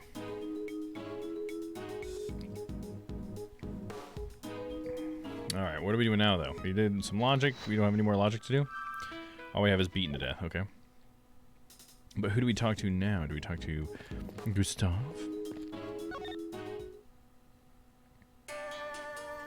It'd be cool if we could meet Pearl again as an adult. You know what I mean? Like we'll get to see Emma grow up. Because I've already seen the model for Emma as an adult, and it's really cool to see her as an adult. She like totally grows up into the woman she wants to be, which is great. We still can't leave. Okay, I'm still gonna need another hint then. Like, what? I'm still missing something, dude? I'm missing something, dude? What the fuck, dude?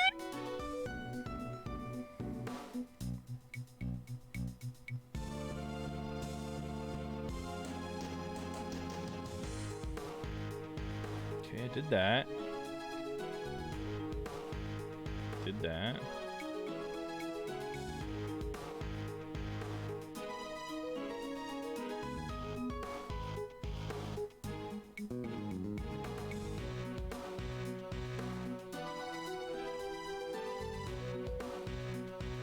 Did that already, okay.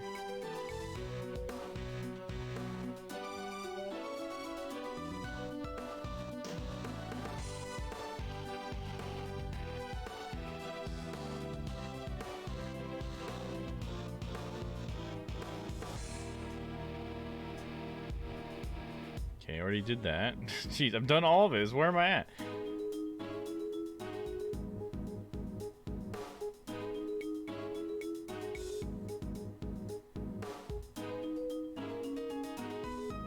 Okay, I'm supposed to get into an argument with Bad after this, but so there was something at the top I missed? I'm so confused because I did everything that it's saying, except for there's just like, and then Bad's supposed to say something. I guess I can try talking to Bad again, but he didn't say much to me last time.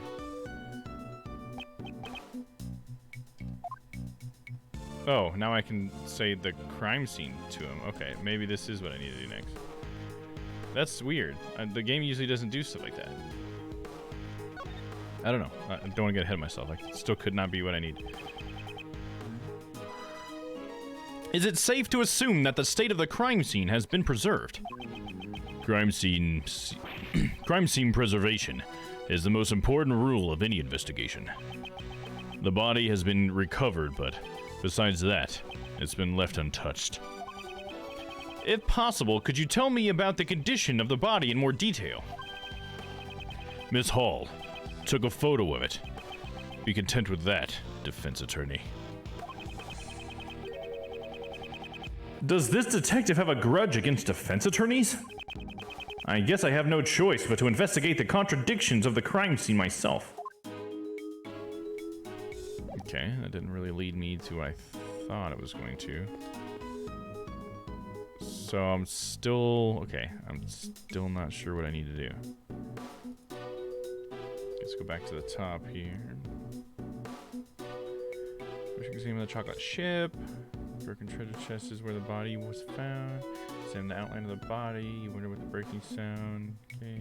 You also find the signet crest. We get that. Just added the court record. Pan the screen. Find the broken stand. We did that. You appears to have been beaten to death. You note this in your logic. The crime scene notes are added to the court record. Crime scene notes? Have we done that? We don't have crime scene notes, so we didn't do everything there. Oh no, these are the crime scene notes. Okay, so we do have that. Okay. I'm lost, Chris. Yeah, me too. This the last couple, man. This like Investigations 2 has been a lot more of like I honestly have no idea what to do, and I don't know how to continue forward. You know, it doesn't have the same flow that the Phoenix Wright games had.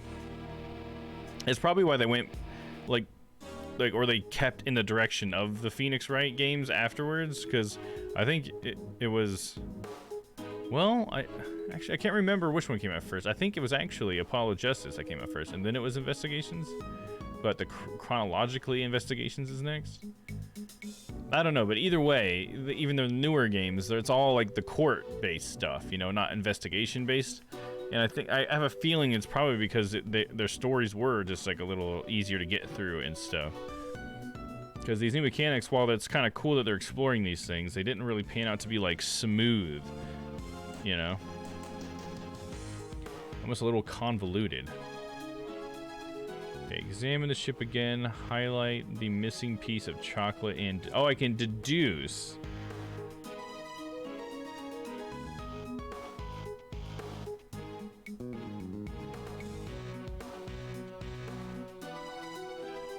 Okay, weird. I wouldn't have thought about that.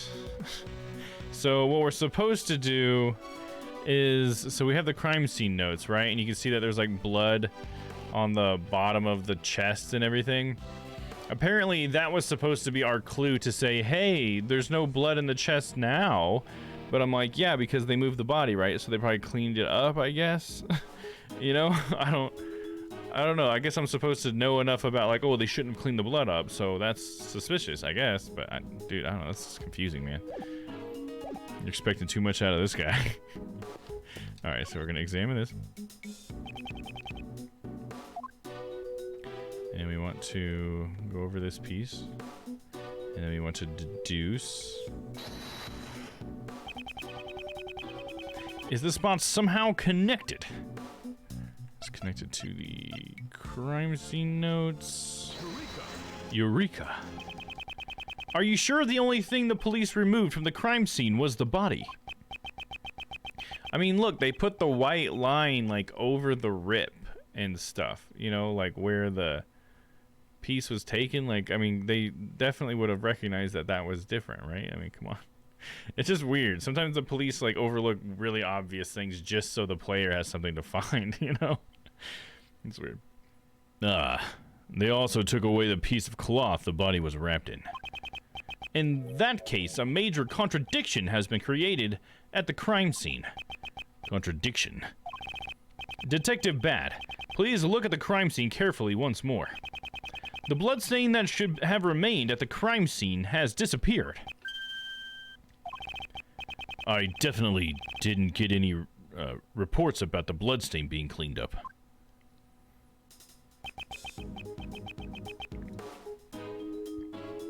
I'll check with forensics. Mr. Edgeworth, what happened? Comparing the photo and the crime scene, something struck me as being out of place. In the photo, the chocolate underneath the body remained intact inside the treasure chest. However, in the actual crime scene, it's missing. The chocolate with the blood stain has completely vanished. Yes. Did the police remove it, or was this the work of the criminal? According to forensics, no one has cleaned up any bloodstains. I see. Well, that would mean someone erased the bloodstain. Who knows? Someone's not being very honest, are they? Classic Ace Attorney. Someone's lying? Press X to doubt. It seems our investigation of this room is just about over. This should make it clear. Jeff Master is the culprit. Why? All the rooms in this mansion were locked from the inside. And the only way to open them from the outside was to use this key to the mansion. Do you know who had the key? Master was the only one with the key. There were no spare keys. Well, that's pretty sus. By using the mansion key, Master could enter all the contestants' rooms. Of course, the key could also lock his room from the outside. However, Mr. Master's room is currently unlocked. Yeah, that's why I suspect Master is the culprit. I'd like to hear your reasoning in more detail. Here we go. Why I suspect Jeff Master. If the body had been found in a locked room, Master would have been the prime suspect. That's why Master made sure to leave the door to his own room unlocked. And to ensure that the body would be seen, Master broke the lid on the treasure chest. After the judging, everyone was scheduled to meet in Master's room. That would have created the impression that the murder had occurred while he was away. Contrary to his expectations, the body was discovered by Miss Hall. That's my reason for suspecting Master. Got that, Ace Attorney? So you also think it was Mr. Master himself who vandalized this room? Yeah. You defense attorneys believe that justice lies in trusting your clients. But I'm a detective. If I believe every poor sap's story, I'd let the suspicious ones get away. I understand your reasoning thoroughly. However, I'd like you to hear my thoughts on the subject now. Fine. Detective Bad believes that he is right, but I won't give up so easily. I can't accept his reasoning. I'll have to show him evidence that contradicts it. I washed my bath mat and now it smells kind of funky. Oh, really? Was it just wet for too long? Huh. I mean, if it's like bacteria that's causing it, like if it was mold, it would be like bacteria that's causing it, right? So that would mean it would still have bacteria in it or mold, right? I mean, I don't know what you mean by funky, I guess. So I don't know. Might need to wash it with something else. You know what I mean? Something that kills it. Maybe a little hydrogen peroxide or something. I don't know. I'm gonna switch to seeded mode real quick.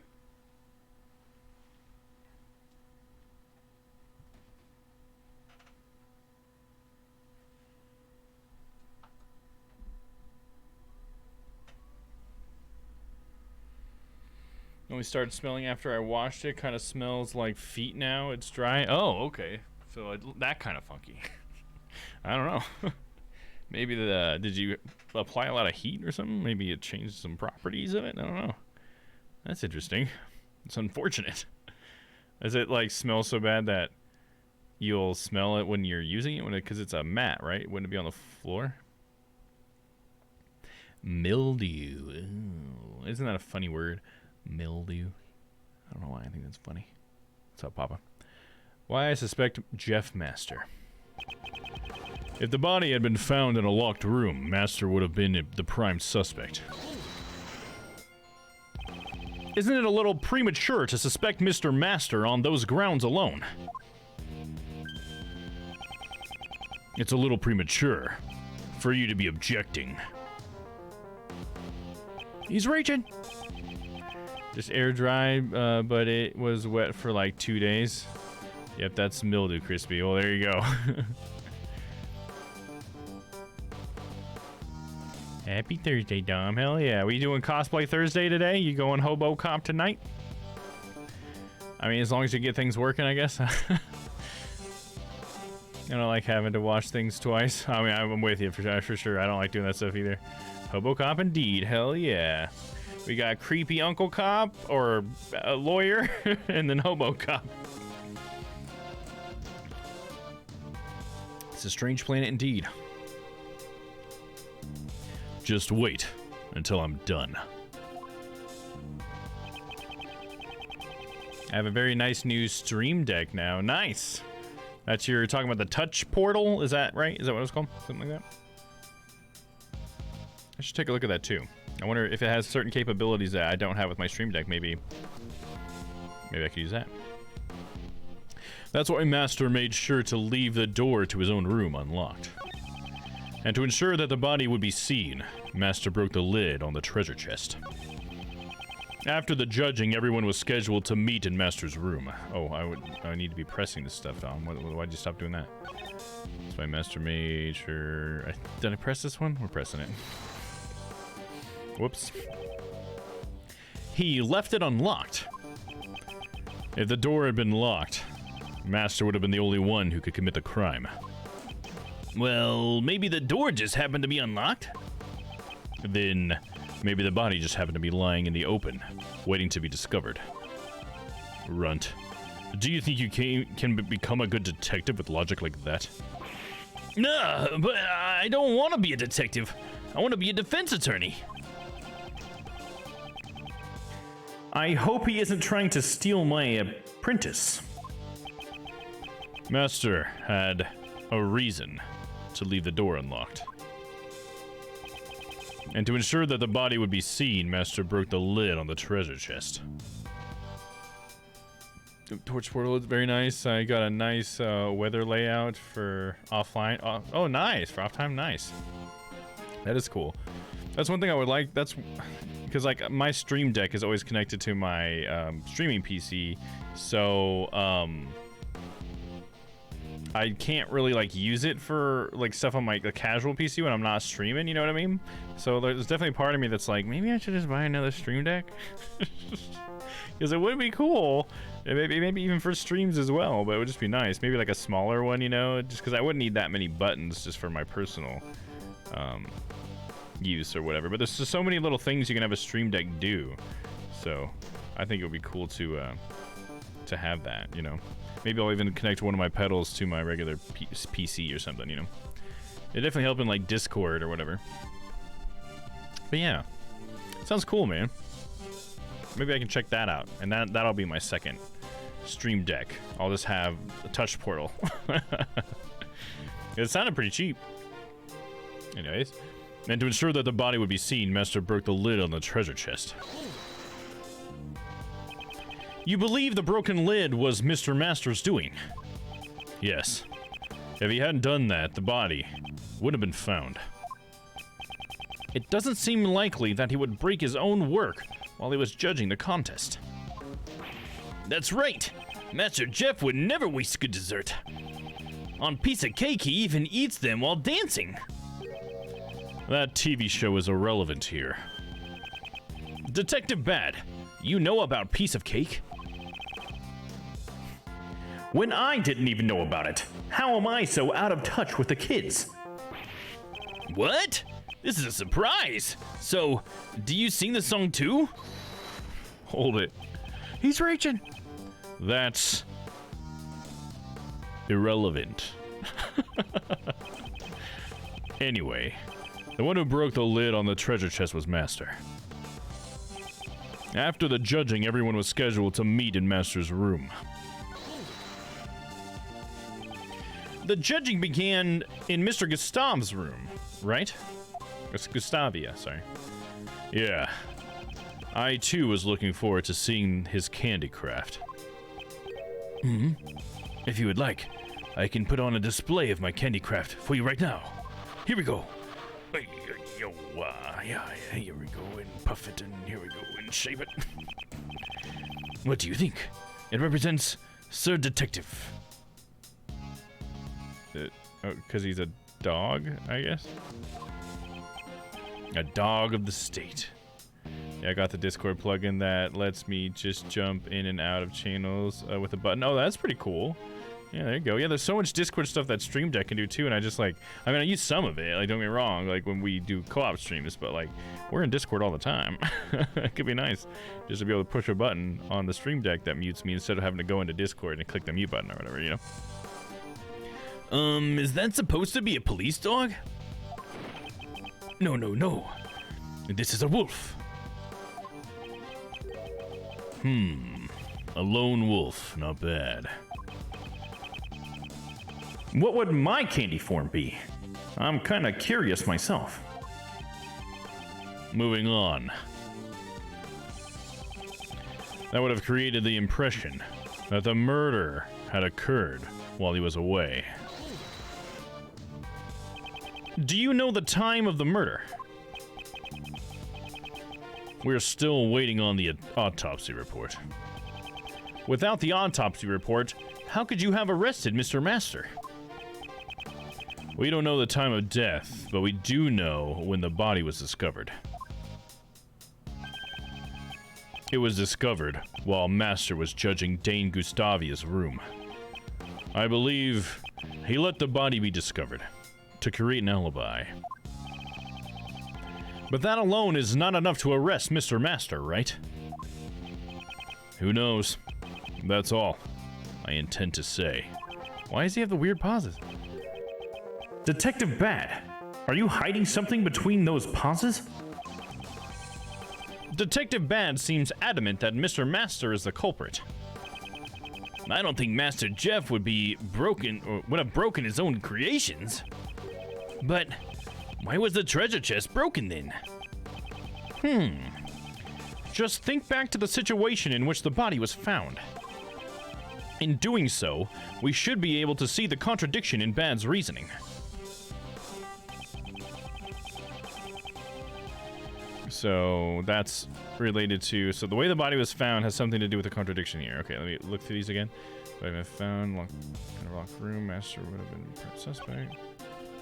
The Master made sure to leave the door to his own room unlocked. Would be seen, Master broke the lid on the treasure chest. After the judging, everyone was scheduled to meet in Master's room. That would have created the impression that the murder had occurred while he was away.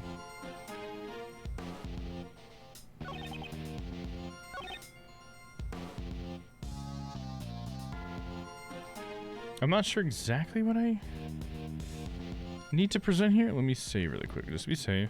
Let me look at what we have as far as evidence. Mansion key, the crime scene notes, signet crest, Jeff's teapot. Frame finger marks, contest rules. Let me look at the contest rules. Contestants' rooms will be judged starting from the left. Afterwards, all parties will meet in Jeff's room. Any decorations not made from desserts are prohibited.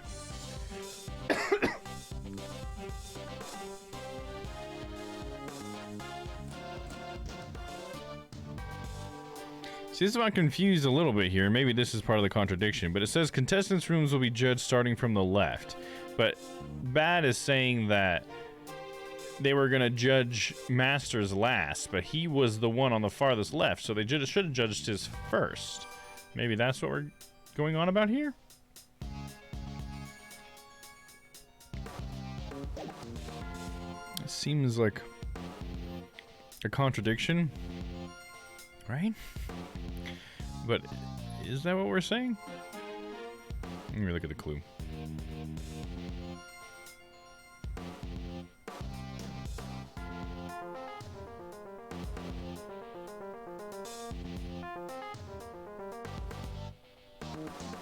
Oh, of course. No, I'm being dumb.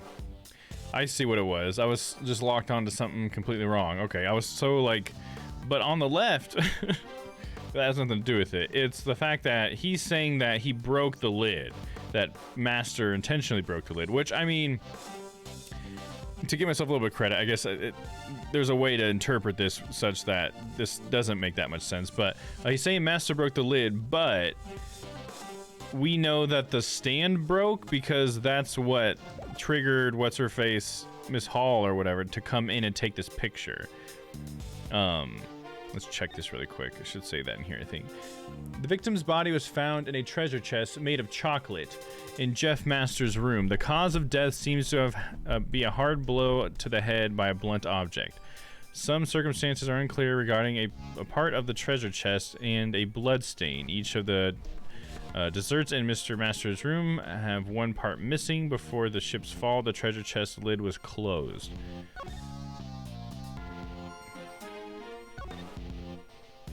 Okay, it doesn't say that in here, but that's what it explained in the...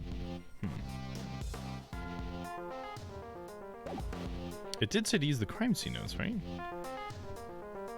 Because that is true, that was the reason why she came in there in the first place, because she heard the break. And the break is what was breaking was the stand and the chest lid, right? Because it fell down on top of it. So then that's what makes Bad incorrect.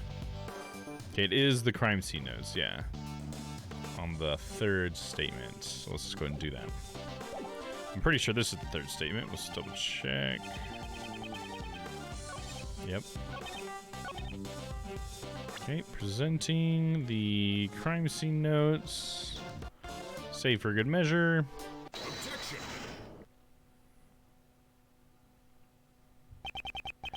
Originally, the victim's body was hidden inside the chocolate treasure chest. Miss Hall entered the room when she heard a sound. I think it is likely that this was the sound of the chocolate ship falling over. Yeah, that's what you would think, just by looking at the crime scene. You said that Mr. Master broke the treasure chest lid himself. But this photo shows that the ship's fall caused the lid to break. If the lid broke just before Miss Hall found the body, then Mr. Master, who was in the middle of judging, could not have broken it. I never said that Master broke the lid directly. The ship was set up to fall during the judging. I believe he tampered with the stand. Do you have proof he tampered with it? No, but the investigation isn't completely over yet. It seems they still haven't found anything conclusive. Have you found any other fingerprints other than Mr. Oh, my bad. Have you found any other fingerprints other than Mr. Master's in this room? Yeah, there were some left on the door. But the victim, Dover, and the Master were also among the fingerprints left behind. Before we made our desserts, we all gathered here to have the judging explained to us. Perhaps that was when we left those fingerprints. But you didn't find any fingerprints on the works in this room? What? Someone tampered with the chocolate in this room. So perhaps there were other fingerprints on it, apart from Mr. Masters. No matter what we find, it won't clear Master of suspicion. Labby, hurry up and dust the chocolate for fingerprints. Oh, you're gonna get the chocolate all dusty? Roger that, sir. What a shame. Detective Bad! We found another person's fingerprints on all the chocolates in the room. Whose fingerprints? They belong to a pastry chef by the name of Delicia. Good work. Return to the investigation. Yes, sir! It would seem that there are other suspicious people besides Mr. Master after all. I don't need a defense attorney to tell me that. I'm not stopping my investigation. We will just go and listen to what this Delicia has to say. Delicia. Gustavia told us about her not long ago. Is she really a frightening woman who would do anything to achieve her goal? Mr. Edgeworth, this Delicia lady sounds mighty suspicious to me. It seems that it will be necessary for us to speak with her directly as well. Detective Bad, would you allow us to accompany you? I'm not obligated to do that. What? But you were the one who discovered the truth of the crime scene. Fine. Have it your way. Follow me. Detective Bad. Thank you.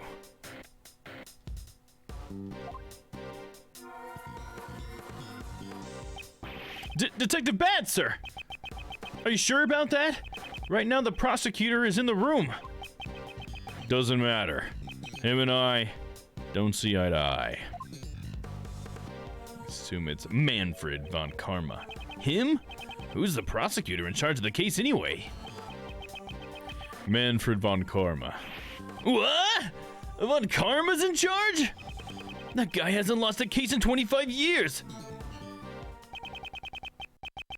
Manfred von Karma, the living legend of the prosecutor's office. If the rumors of his courtroom performance are to be believed, he's a man who would do anything for a guilty verdict. No matter what kind of prosecutor he is, I can only hold true to the path I believe in. Oh, to be continued. We got through a section tonight. And what time is it? Oh, it is 8 o'clock already. Fuck. How long have we been going then? 2 hours already? Fuck. Time flies, baby. I'm glad we got through a section, though.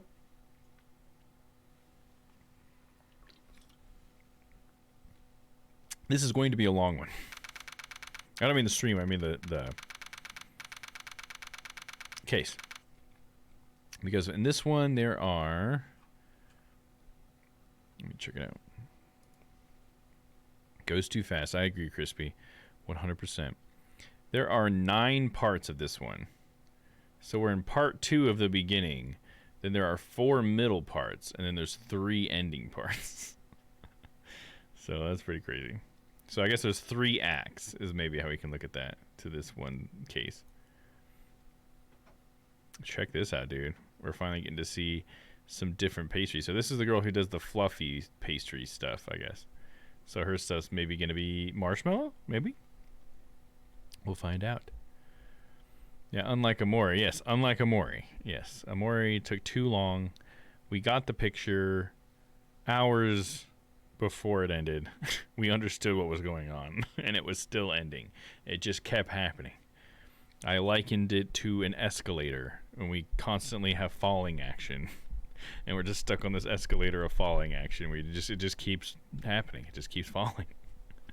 It keeps happening. There's a image that reminds me of. I wonder if I can find it. Yeah, it popped up like the search result popped up. It keeps happening from Homestuck. Oh dang, that's not the okay. It's not the. It's a reference to it in another part of Homestuck. Will this show me? It keeps happening. Damn it. Oh well, it's a joke only I would get anyways probably.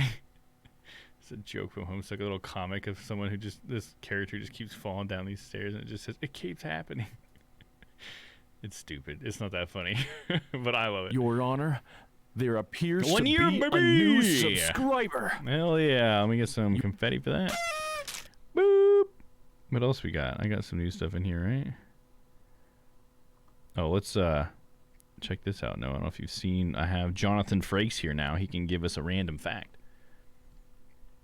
The corner drugstore was a magical place. Oh, yes. The corner drugstore is a magical place. This one took place. This one took place. This is true. How about a hint? We're in a bit of an investigation here, John. Can you give us a hint? Was the morgue attendant in on the deception too? Oh, was the morgue attendant in on the deception too? We haven't even gotten to the morgue yet, John. You're jumping ahead of us, dude. Damn, spoilers, bruh. Sus for sure, Papa. But wait, there's more, like an infomercial. Yeah, right? Yeah, that was a Maury for sure. But wait, we still have to, like, look at the book, the whole book of pictures one more time, right? We just looked at it 5 minutes ago, but we added one picture. Let's look through the whole thing again. And then we'll have, like, a thing where you get to experience every picture from the book. It's like, I don't want it. I've already experienced the fucking pictures over and over again. It's not adding anything to the story anymore. Oh, jeez. This is like propaganda plus. Hell yeah, dude. All right, let's check out this new candy room, Delicia. And I'm gonna have to figure out what Von Karma's voice was like. I always forget. December 24th, 7:30 p.m. Contest venue at Delicia's room. Delicia. There we go. Try to lower that arm a little bit. Wow, a candy castle! And there are even some fairies over there. Some fairies, nice. She's a Feywild person. This room seems to be structured in the same way as Master's room. But it's nowhere near as cold! This room also seems to have been fitted with a temperature control panel. I think they all were. Dog. Ah, it's over by that orange lamp, right? Indeed. Let's not forget to investigate it later. Even so, this room is like something out of a fairy tale. Is this cream-covered castle Delicia's work? Where is Delicia? Oi, can I help you? Delicia? Hello, boys. I'm Delicia Scones. In my native England, I'm known as Miss Delicious. Being called a boy, even though I'm already 34, it's certainly a rare experience. Oh man, I'm not far away from old Gregory Edgeworth. Just a few years away.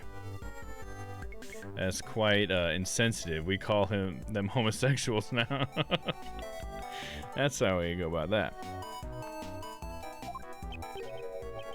But boys, I understand you calling me that, but Mr. Edgeworth? As far as I'm concerned, you're all boys to me, even that detective over there.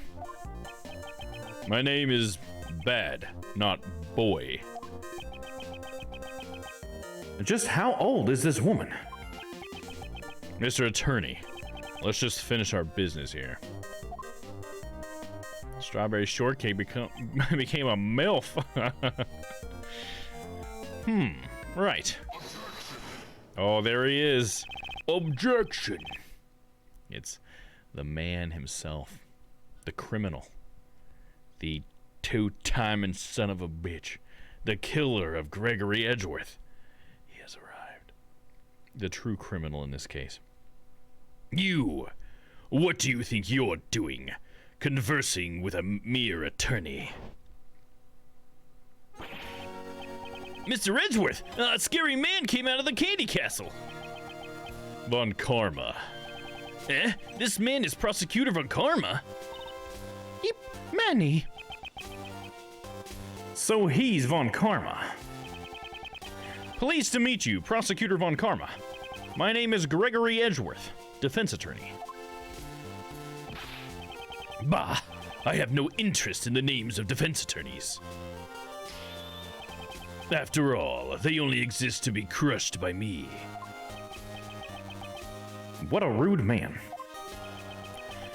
That piercing gaze and furrowed brow. I'm swooning over here. He's even scarier than the rumors say. Although that statement was also very rude. Prosecutor Von Karma, would you allow us to investigate too? Humph. You think I would give information to a mere defense attorney?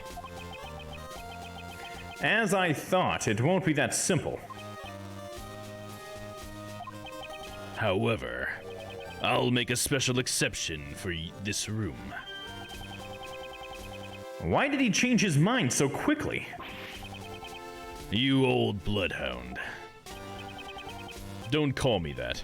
My name is Bad. Ha! A mere detective speaking back to me. I admire your courage, at least. Bad. Stand watch and see to it that they don't misbehave. Why me? I will not accept your refusal. Well then, I'll be investigating Gustavia's room next.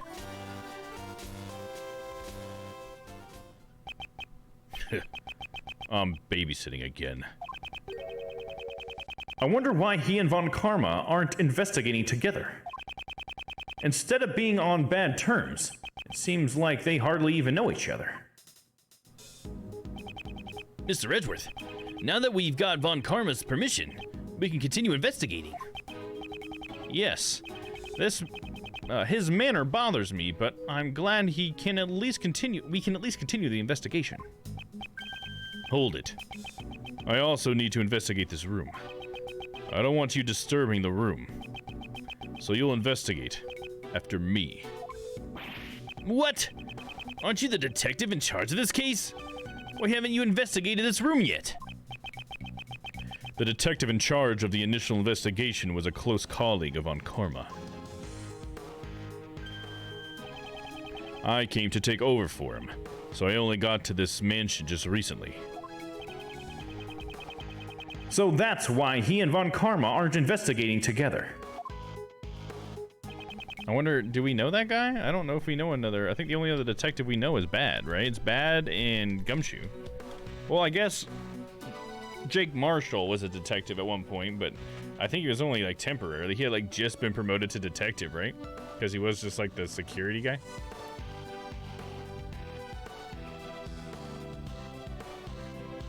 Detective Bad, will you allow us to investigate with you like before? In doing so, you'll be able to supervise us and also ensure we don't tamper with anything. Could it be Bad's long-lost brother, Good? Could it be? With 2 Ds? I love it. You want me to watch you? You're a strange lawyer. Will you cuck for me on this investigation, please? I'll do the investigation, you can just watch. I don't like being a cuck, but I'll let you stick around a little longer. Yay! You did it, Mr. Edgeworth! Thank you. Detective Bad. But if I decide you're holding up the investigation, you'll have to leave. Yes, I understand. Well then, let's begin the investigation. He's got a very Edgeworthy stance there with the handout thing, or whatever, leaning back a little bit. He gets it from his daddy. Contest venue Delicia's room. Boom be dun dun doo da ba dee ba bee ba boo ba la. Nope, no, can't use the control stick. Just realized that. Let's look around before we talk to her. It's a cute candy fairy sitting on a tree stump. The cream decorations are melting. The ferry seems to be very well made, but something feels slightly off.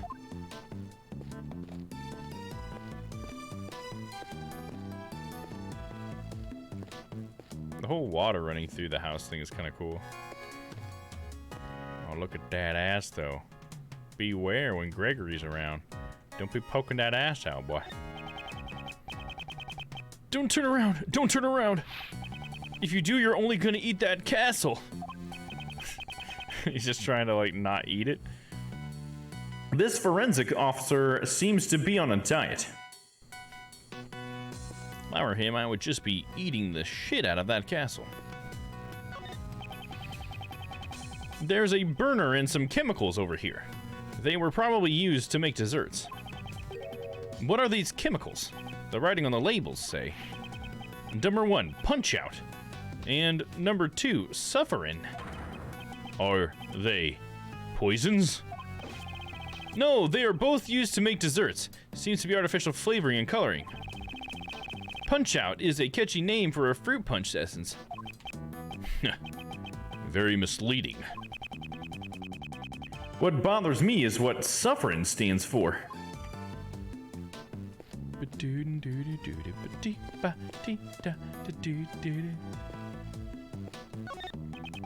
There is a cover on the wall, just like in Mr. Master's room. Let's open it up. The room temperature is 68 degrees Fahrenheit. And the lights are set to green. Gustavia said that 50 degrees Fahrenheit is the ideal temperature for fresh cream. This room's temperature is too high. High room temperature. The temperature in Delicia's room is too high for fresh cream. What the fuck? Somebody sabotaging her, or she doesn't know what she's doing? This is intriguing. See, that's something we'll have to ask her about, probably. Oh, this is the same guy. Don't turn around. Da ba da bee ba ba baby.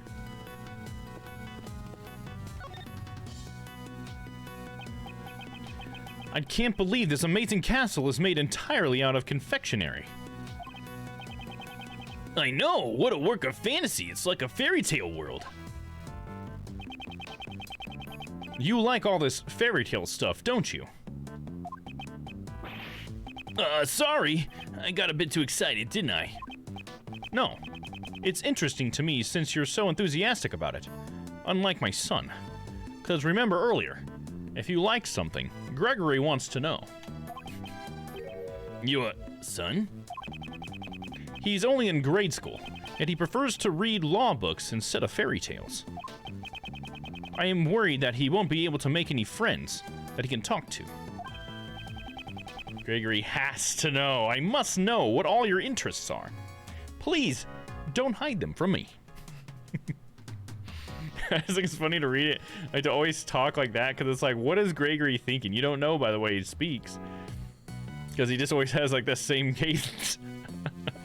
And it's like, are you mad? Are you sad? I can't tell. I am just fine. There's no reason for you to worry about me. What an interesting kid. I'd like to be his friend. Oh, of course he would say that. Of course you would. I think you'd be more of an older brother to him, or perhaps a creepy uncle. An older brother, huh? Well, I've got some growing up to do then. Yes, and that's why we have to continue with the investigation. He's got that newsacre cadence, one where it sounds pleasant to be delivered. Yeah, to be delivered by a news. Yeah, basically. He's like, I'm trying to be neutral with everyone I speak with. It's the easiest way to get the information that I need. I always like hate that voice too sometimes. It feels like, I think the female version of it like bothers me more because it just, I don't know, it just feels so like forced sometimes. It's like, why are you just talk about it? What are you doing? I think it's funny though. I love that it exists, you know? I won't rest until I've inspected every suspicious looking nook and cranny.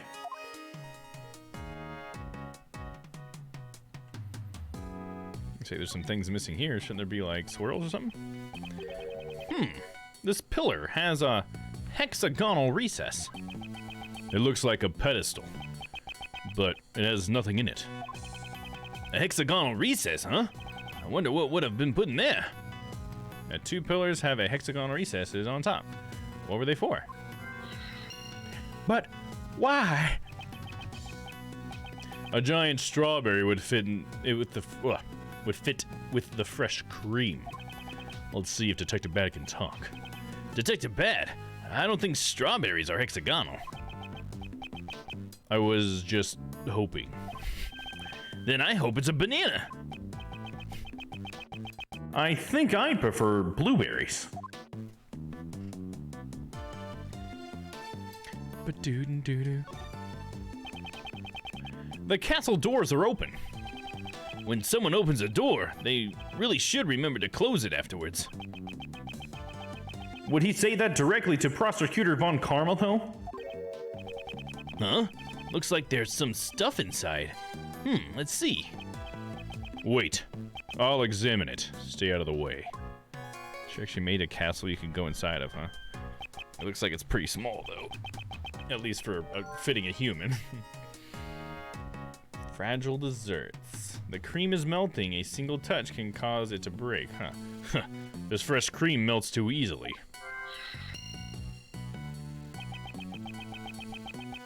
It seems like Detective Bad's shoes got covered in cream.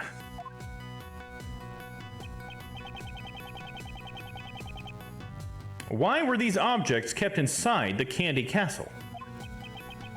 If there's anything you want to investigate, you better speak up now. Forever hold your peace. I guess we're gonna click on these things again. 2 big rocks are placed here. It's like a storage room. Yeah, the insides of the Candy Castle isn't so dreamy. Hey, maybe there's raw gemstones. Who knew that there were such treasures hidden inside the castle? Seems like a rather careless way to handle treasure. It looks like there's something underneath the rocks. Oh, they're hexagonal, right? It seems they're a pedestal attached to both of the rocks. Rocks in a castle have a pedestal attached to them for some reason. Of course! It's a pedestal for displaying the gems! Well, in any case, this is no ordinary object. And then there's these rolls of whatever. There are rolls of blue cloth here. It looks like there's 4 of them in all. They certainly don't look like desserts. Yeah, I don't know what the cloth is for. It almost seems like it was hidden here inside the castle. Also, the color of this cloth looks familiar somehow. It's like the cloth that was laying over the dead body, right? I can't deduce that here. I think we're ready to leave this then. We could probably even logic some stuff. Let's talk to her first. Huh? Miss Delicious, you don't seem as energetic as you were earlier. Delicia, can I just ask, did something happen with Von Karma? I wanted to say you're welcome in chat, so you're welcome, Domm. Well, thank you, Matt. Thank you so much for saying you're welcome. Nice. What's up, Matt? Good to see you, Thick Daddy. Thick Daddy Matt is back with his new movie this summer. Can I just ask, did something happen with Von Karma? Yesy, nothing of the sort. But you just said yesy. That yesy just now was only a greeting. You're a cute boy. I like you. What's your first name? It's Raymond, but... Well, Ray Ray. I think we'll make a good man. We'll make a good man of yourself someday. Ray?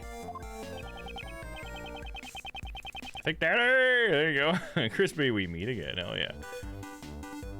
How about that? I think you have a way with British ladies. It's a little different from my image of a lady. Why don't we listen to what she has to say? During the contest, we're gonna ask her about. Could you tell me about your actions during the contest? Yesy. We began making desserts for the contest around 10 o'clock. Basically, I was in here making my desserts the whole time. At 1:30, I joined the afternoon tea for about an hour or so. Afternoon tea? It's a social occasion where conversation is had over black tea and cakes. So it's pretty much a tea party. Well, I suppose. Told you'd see me again. Aw, hell yeah. And you did not let us down. Day 1 game pass. And that is a fact. This one took place. Yes, this one took place. Oh, Greggy, you're a smart boy, aren't you? When did I become Greggy? Where was the afternoon tea held? Day 1 game pass? Day 1 game pass. I don't know why I love saying that so much. It took place in the gardens outside of the fountain patio. It's our customary break time during the contest. It's always held at the same time. Today there were just 3 of us who took part. Jeffy, Katie, and me. Since Jeffy had already finished his creations, he was there from beginning to end. I see, and Gusty didn't didn't join in because they hadn't finished their desserts yet. So everyone other than Mr. Dover and Mr. Gustavia participated. So wait, Dover is icy? Because Gustavia's got to be gusty, right? So, right? Chocolate? Chocolate? I should have had that for this one because of all the chocolate stuff. If I would have known that, that'd be so funny. Have that SpongeBob fish or whatever. Chocolate! One of my favorite episodes. Not gonna lie, I fucking cried when you said thanks for the sound clip. Oh, really? Yeah, no problem, dude. I do appreciate it. It was a great sound clip, yeah.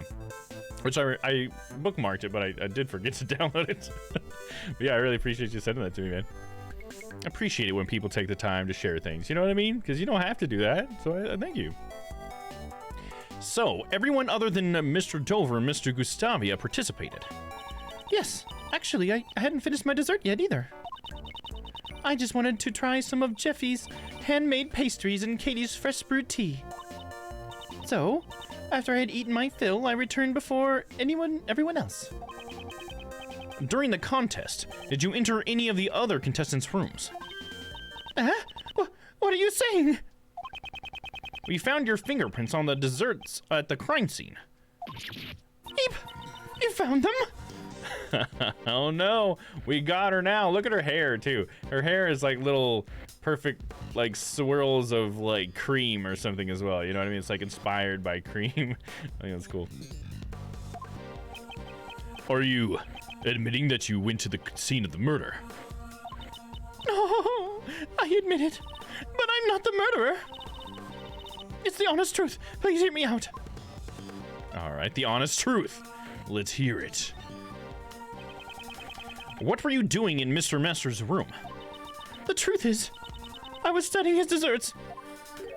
Studying? Because Jeffy's so talented at making sweets. Well, nobody was in this room at the time, so I just decided to study his works for a bit. Sus. She's a bit sussy. But if you were just looking, you wouldn't have left your fingerprints behind. Yesy, it's natural that I left fingerprints on the desserts. For the sake of research, I ate some of his desserts. Yeah? Isn't that like stealing food? Alright. Mitch loves dessert, and yes, as much as me. Hell yeah. She was getting some chocolate thunder. Chocolate thunder. Yeah, isn't that like stealing food? It couldn't be. The one who wrecked Mr. Master's room was. Oh, I'm sorry. It wasn't my intention to vandalize the room, but I did eat a few parts of the dessert in his room. I secretly ate little bits and pieces of so Jeffy wouldn't find out. Well, you made it pretty obvious when you took an entire part of his fucking frame there or whatever. If you're gonna take one, better take them all. Make it symmetrical, dude.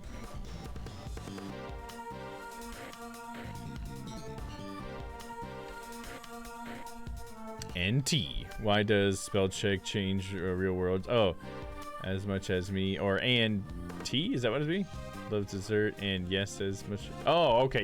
Yes was supposed to be T. That's what you're saying. Okay, I figured it out. The bitch loves dessert and tea as much as me. Bars. The baker sounds sus. No one sweats as much when talking about sweets, right, dude? And she's got the room like extra hot, which is weird. It makes her seem like she doesn't know what she's doing, because the temperature they said that it should be at is 50 degrees Fahrenheit, but she has it set to like 68, so it's like 18 degrees too hot for cream, dude. Pretty crazy. Pretty sus, if you ask me.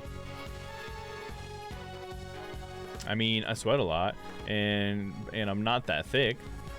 All right, well, that's okay. Nothing wrong with those facts. So, did you eat the ship stand as well? Yesy, I did. Why would you choose the stand? The chocolate ship broke because of you. Yep, I'm sorry.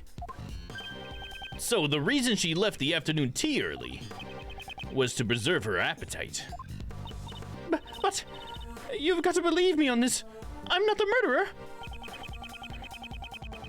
Her actions are sufficiently suspicious, but I won't press on it yet. Because we need to logic some stuff, I think. She must like her cream wet, extra drippy. Runny ass cream, that's illegal. Ruining cream, tea, and chocolate. I know, that's like, man, it's like a triple homicide. What the hell? All right, let's do some logic. It's time for logic. Let's think about these things very hard. Fragile desserts, pedestal of rock. I think the pedestal of rock and then the recesses. They have to go together, right? We'll save just in case, but come on. They go together. Nice. The rock's pedestal has a similar shape to the recesses on the castle's pillars. Perhaps the rock is meant to be placed on top of the pillars. Oh, that's right. They're both hexagonal. I wonder why they were hidden inside the castle, though. The blue cloth and the rocks inside the castle. I wonder if they belong to Delicia. Delicia. Those things in the castle, what are they used for? Those? I'm afraid I can't tell you. Looks like Von Karma is keeping her silent. Eep! I've been found out. He'll get mad at me if I talk. Prosecutor Von Karma doesn't intend on being upfront with his information. Ah, it's such a shame. We finally figured out where the rocks were supposed to go. Could it be that you're interested in my goods? Your goods? I might be. What are we talking about here, huh? Those are my popular relaxation goods. You mean the rocks in the cloth? Yesy, that's right. You see, they're not actually rocks, but special lamps made from rock salt. Oh, they charge the ions or whatever in the room. Whatever they're supposed to do. Wow, so those are lamps. It gets even more exciting, because the cloth also has an amazing secret. As soon as we showed interest in her goods, she became quite talkative. Since we've got them out, come experience the therapy, boys. Batty, could you put everything up? It's not baddie, it's bad. So you won't do it? Is Batty being a bad boy? Well, this is awkward. Labby, are you done photographing this room? Yes, sir, I am. Then go help Delicia. Yes, sir, I'm on it. Haha, thanks. I knew you were a good boy underneath, Batty. Miss Delicious, that was amazing. You even persuaded Detective Bad.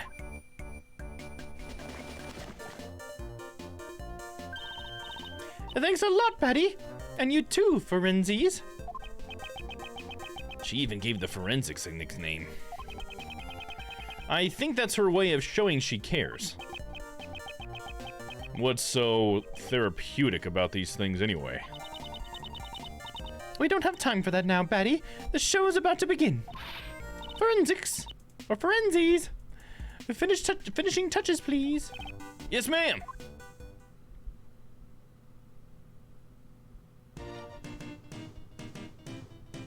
It doesn't look that much more extravagant, does it? You know, they didn't really make it like put off a ton of light, you know? It doesn't look like the rocks are bright like at all. So a little underwhelming. Sorry there, Miss Delicious.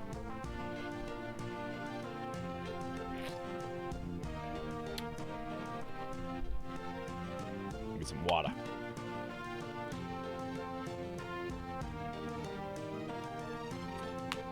There we go.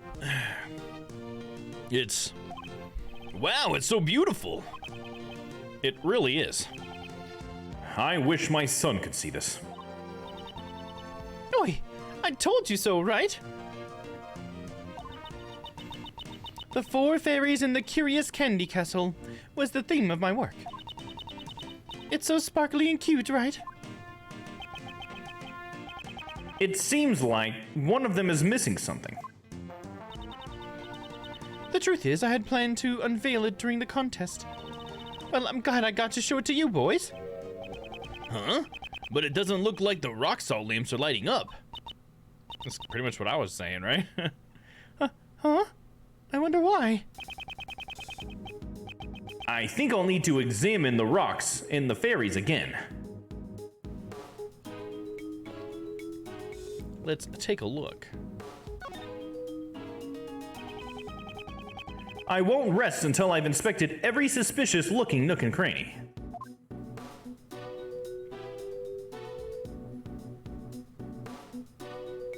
No, I'm sorry, I missed some of you guys' messages earlier. I could sweat talking about cream. Okay, stop. 1,000 years, 1,000 years dungeon, no trial. 1,000 years dungeon? I'm sorry, I swear I heard an anime protagonist inner voice. Oh yeah, you did. That's definitely how I do my streams. I have an inner voice like this, so I always use this when someone's thinking or when we're in the past. Oh, whoa, look at that. I just noticed. There's blood on one of these, dude. Check that out. Ooh, oy vey. But yeah, I hope you enjoy it. I hope it helps to make it a little bit more dynamic for you. Let's take a look at this, though.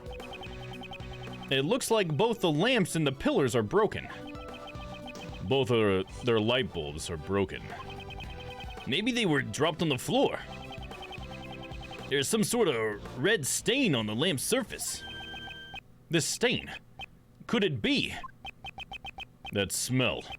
There's no mistaking it. It's a blood stain. That's pretty damning, dude. I think we found the murder weapon, right? I mean, that's not necessarily true. There's definitely plenty of cases where someone smears blood on stuff to make it look like the murder weapon or whatever. Someone's blood stain was left on the rock salt lamp. Ugh. Yeah, that's a blood stain. Why is there a blood stain on this lamp? I wonder if this has something to do with the lamp bulb being broken. I should also take a look at the other lamp here. Alright, let's take a look at the other lamp. So this is where Delicia originally intended to put the lamps. I don't get why she put them in the castle. Since they're broken and don't light up, maybe she decided to put them out of the way? If she wanted them out of the way, there are many other places to store them. It's like that old saying, hide the salt in the sugar bag. Wait, what? Who says that? What is it? What does it mean? So they think it's sugar, but it's salt? I think the saying goes, hide a tree in the forest. If Delicia intended to use these lamps as decorations during the contest, It creates a contradiction with that piece of evidence. I need to deduce the contradiction at the scene. I need to deduce the contradiction. Okay, so we must have something. Let's get the court record here.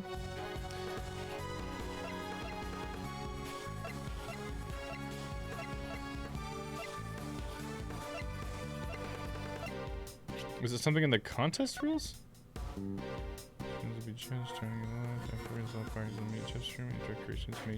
Oh, that's what it is. Number 2. Any decorations not made from desserts are prohibited. That's what it is, because that's not a dessert. A salt rock lamp? Certainly not a dessert, right? Right. So let's deduce. I'll go ahead and save real quick in case I'm somehow wrong. That definitely happens. Is this spot somehow connected to any of the evidence I hold? It's connected to the contest rules. Eureka! Detective Bad, please read the context leaflet. Or contest. Any decorations not made from desserts are prohibited. Huh. These rock salt lamps and the fluorescent cloths and the fluorescent cloths go against the rules. You are a cheater, Delicia. So maybe that's why they were hidden in the castle? I wonder about that. I think we should investigate further into Delicia's actions. So maybe we're ready to logic some stuff? Let's try it. Beaten to death and bloodstained rock salt lamp. Sounds like that would go together to me. High temperature room. If you went to Mr. Master's room to study his desserts. I feel like fragile desserts and high temperature room could be put together maybe. But Delicia broke those rules and I guess we don't have anything to push directly against that. Okay, I'm gonna try going with bloodstained rock lamp and the beaten to death. We'll try that. Save right here just in case. Alright, looks like I got something. There is evidence that the victim was beaten to death with a blunt object. What's more, there is a blood stain on one of the broken rock salt lamps. Could this lamp have been the murder weapon? You're right! It could have been used as a weapon! Labby, is the blood analysis on this rock salt lamp finished? Yes, sir. It's finished just a few moments ago. The blood stain on the lamp belonged to the victim. You heard what he said. There we go, so this must be it, right? We're at least gonna go on that assumption now. The murder weapon was hidden in Delicia's room. We need to consider her as one of the suspects as well. Okay, so we have more logic maybe? Let's save here real quick. So I'm gonna try the high temperature room in the fragile desserts.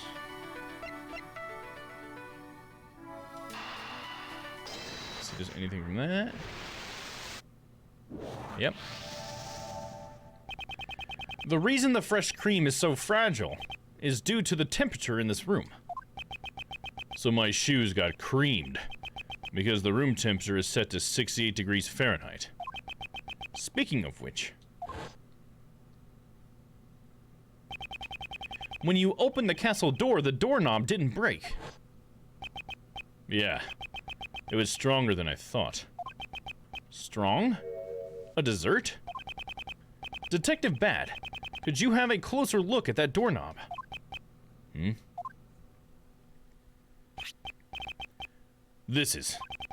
It would seem this doorknob isn't a dessert.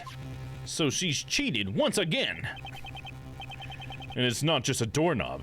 This castle and the fairies are just plastic molds coated in fresh cream. Oh wow, really? She's totally cheating, dude. You kidding me? Eh? Then this isn't a dessert piece at all. It would seem there's just a fake desserts covered in fresh cream. Alicia made fake desserts. What are her true intentions? Is she an assassin? Maybe. Okay, so we have fake desserts. So I can say fake desserts and then she broke the rules? I mean, is that like the same thing twice though? Is that gonna count? Yep, I think so. Using decorations that were against the rules and making fake desserts. A lot of Delicia's actions seem suspicious. Yeah. It doesn't seem like she's aiming to be the world's greatest pastry chef. Also, the temperature of the room is way too high. Is there a reason for that? Probably because she doesn't actually know, right? She made fake desserts by covering plastic molds with fresh cream. That is now in the court record. I wonder. I think we should ask Delicia directly. Here we go. Let's ask her. Confronting the possible murderer. We're asking her about the room temperature. Sorry, that's what the button said. Delicia, why is the room temperature set to 68 degrees Fahrenheit? The cold doesn't agree with me, plus it's bad for the body. This figure doesn't just maintain itself, you know. Naturally, as a lady, I want to look young forever. I wonder, how old Miss Delicious really is? You know, I can see there being some sort of, like, metaphorical connection where her, like, all of her pastries or whatever, her cream stuff is a facade. Like it's just cream over something that shouldn't be there. So is she gonna be like an old lady that's just like totally make-uped out or something? You think that's what'll happen? Like we'll catch her and she'll just turn into an old lady or something? Wouldn't that be weird? I wonder how old Miss Delicious really is. Oh, sorry, I'm seeing the wrong person. I wonder how old Miss Delicious really is. Raymond, a true gentleman never asks a woman her age. This room is mainly filled with cream, and 50 degrees Fahrenheit is the recommended temperature for preserving fresh cream. I know that because I learned it 5 minutes ago. What? Really? Now it's all gone to waste. Looks like Miss Delicious didn't know. Knowledge was lacking. Delicia seems lacking in the basic knowledge of dessert making. That's pretty sus, dude. So sus, I'm about to bust. I thought she was supposed to be a first-class pastry chef. The fake desserts and the rule violations. And now, her lack of basic knowledge. Looks like she keeps many secrets. She is a mystery, this one. You can ask my age. It's not rude. Hell yeah. Yeah, it shouldn't be rude, right? That's why she's even got like a little battery thing to plug it into or something, like an outlet. Huh.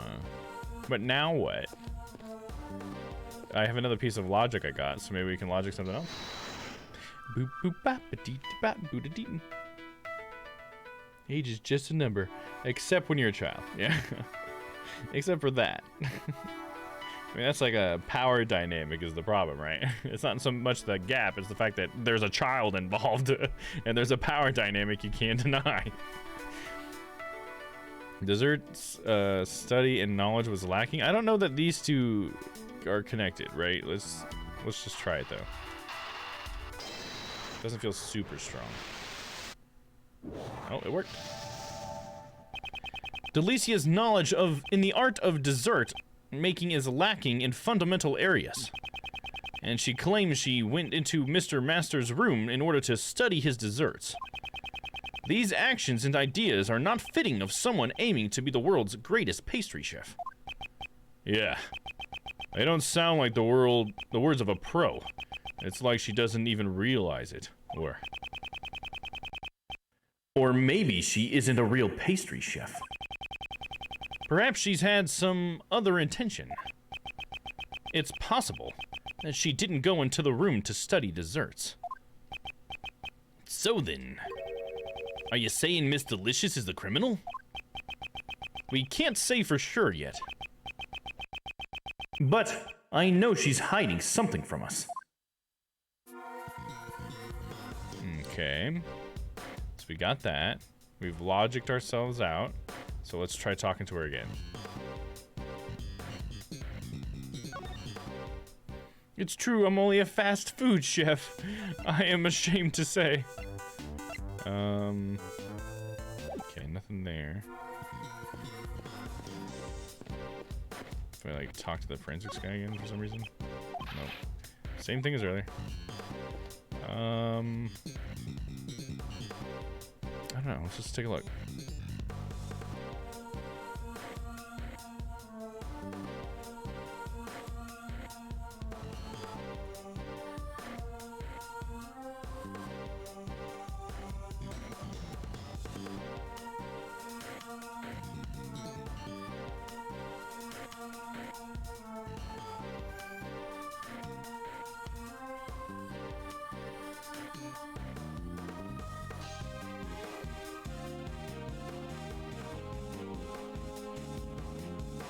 Wait, see, I thought I did everything. There must be something early on I missed. I hate when that happens, where it's like, I have seen all this, though.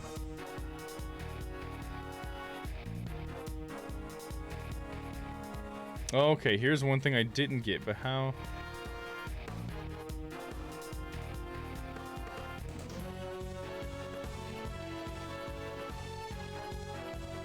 Okay, so I had to look at this fairy back here again?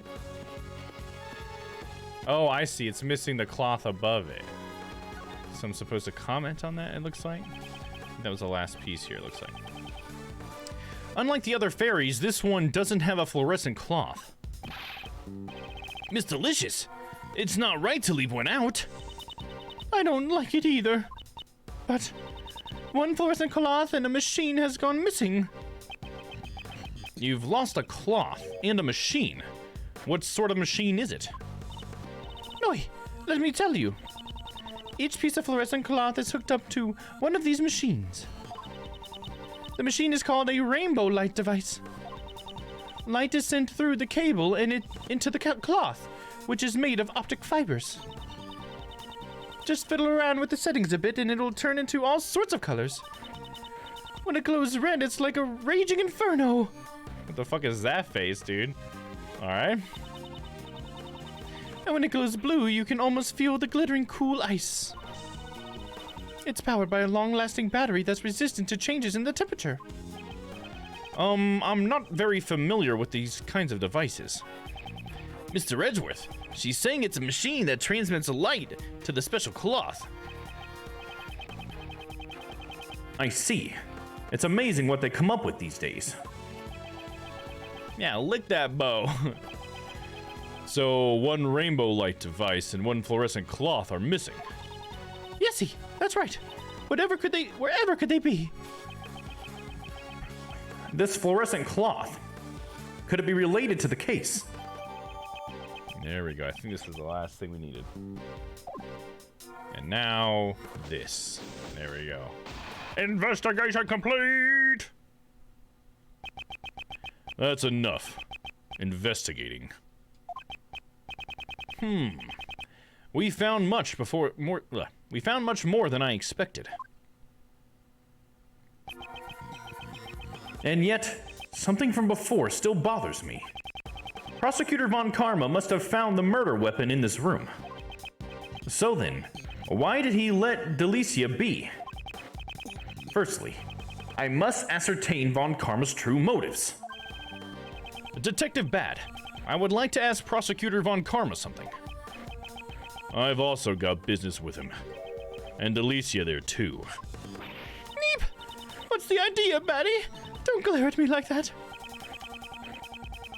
It seems Detective Bad also has his doubts about Delicia and Von Karma.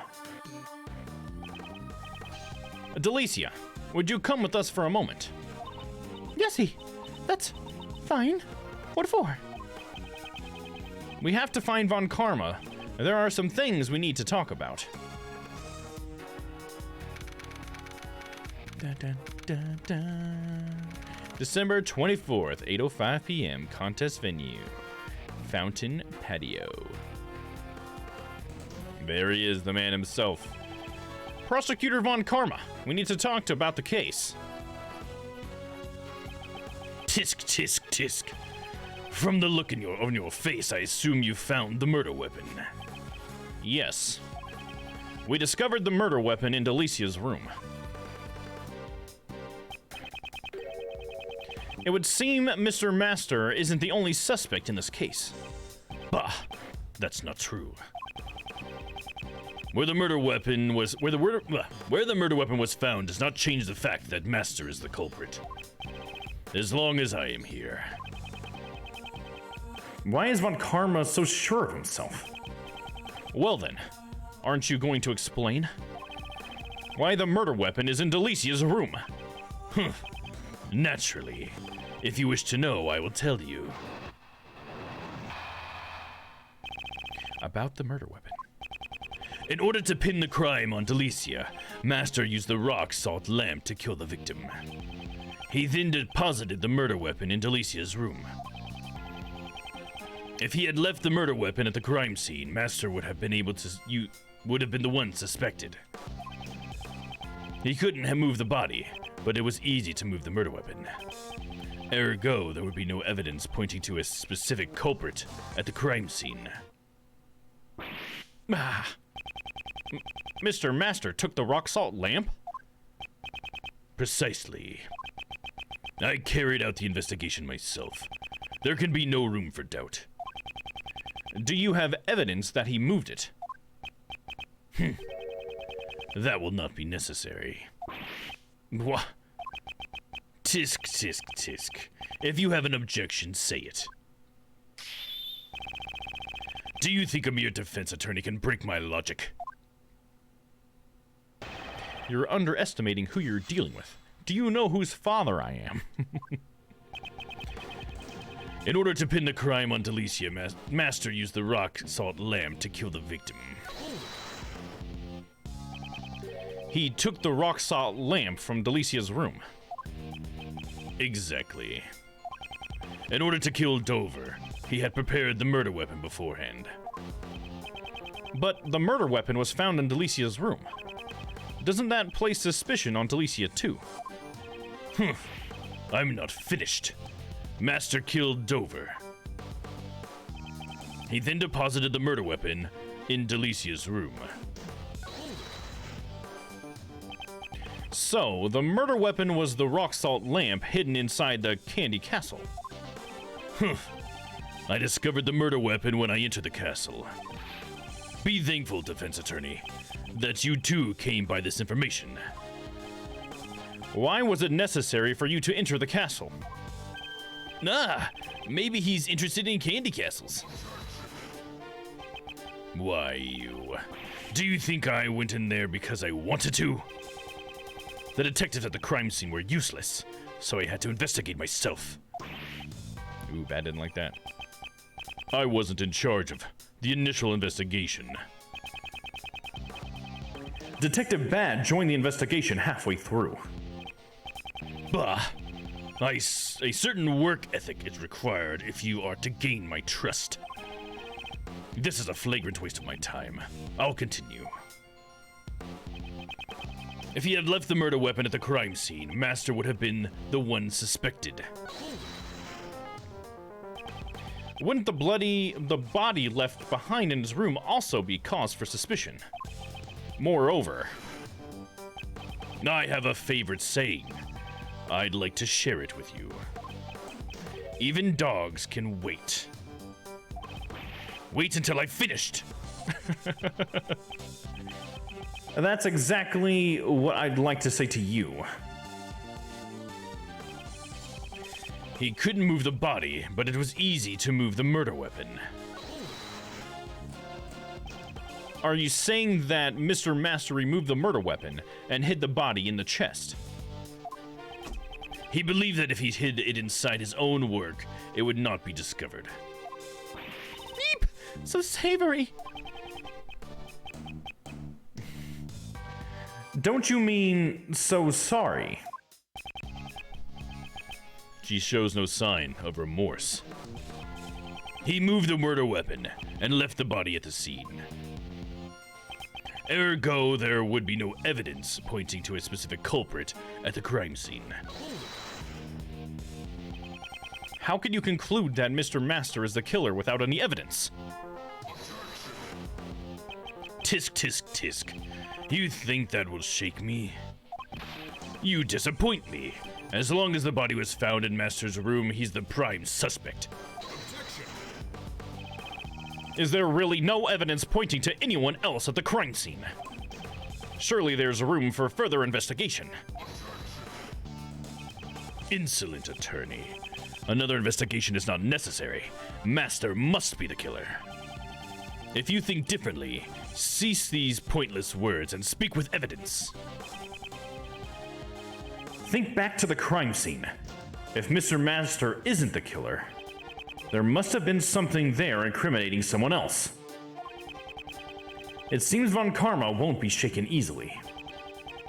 I'll just have to present evidence that contradicts his reasoning. Well, the only thing I can think of is the fluorescent cloth, right? Because didn't the body have a cloth on it? Let me take a look at that really quick. Yeah, you can already see it here in the picture. Let me show you guys. Yeah, right? See the cloth? I guess I don't know if it's a fluorescent cloth, but it's blue. Those other cloths were.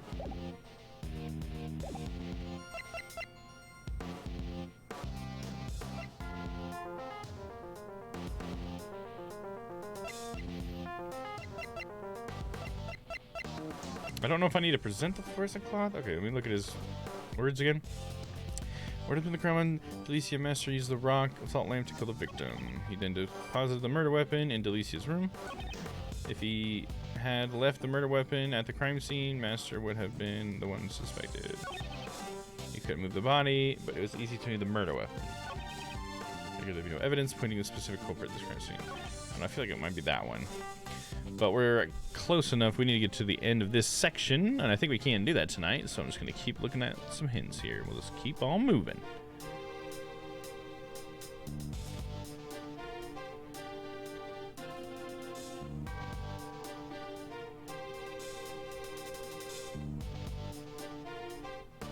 Okay, so I was right, and was I on the right statement though? 1, 2, 3, 4. No, I was wrong on the one. It's actually the last one.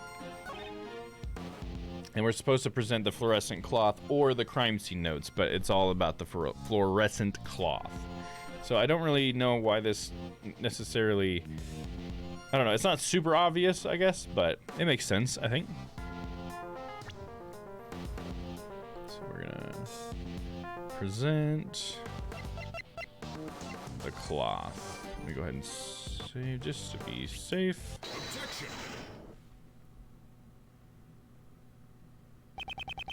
It's true that the murder weapon and bloodstains disappeared from the vicinity. However, there was still one piece of incriminating evidence left behind. Have a look at this photograph, which was taken when the body was first discovered.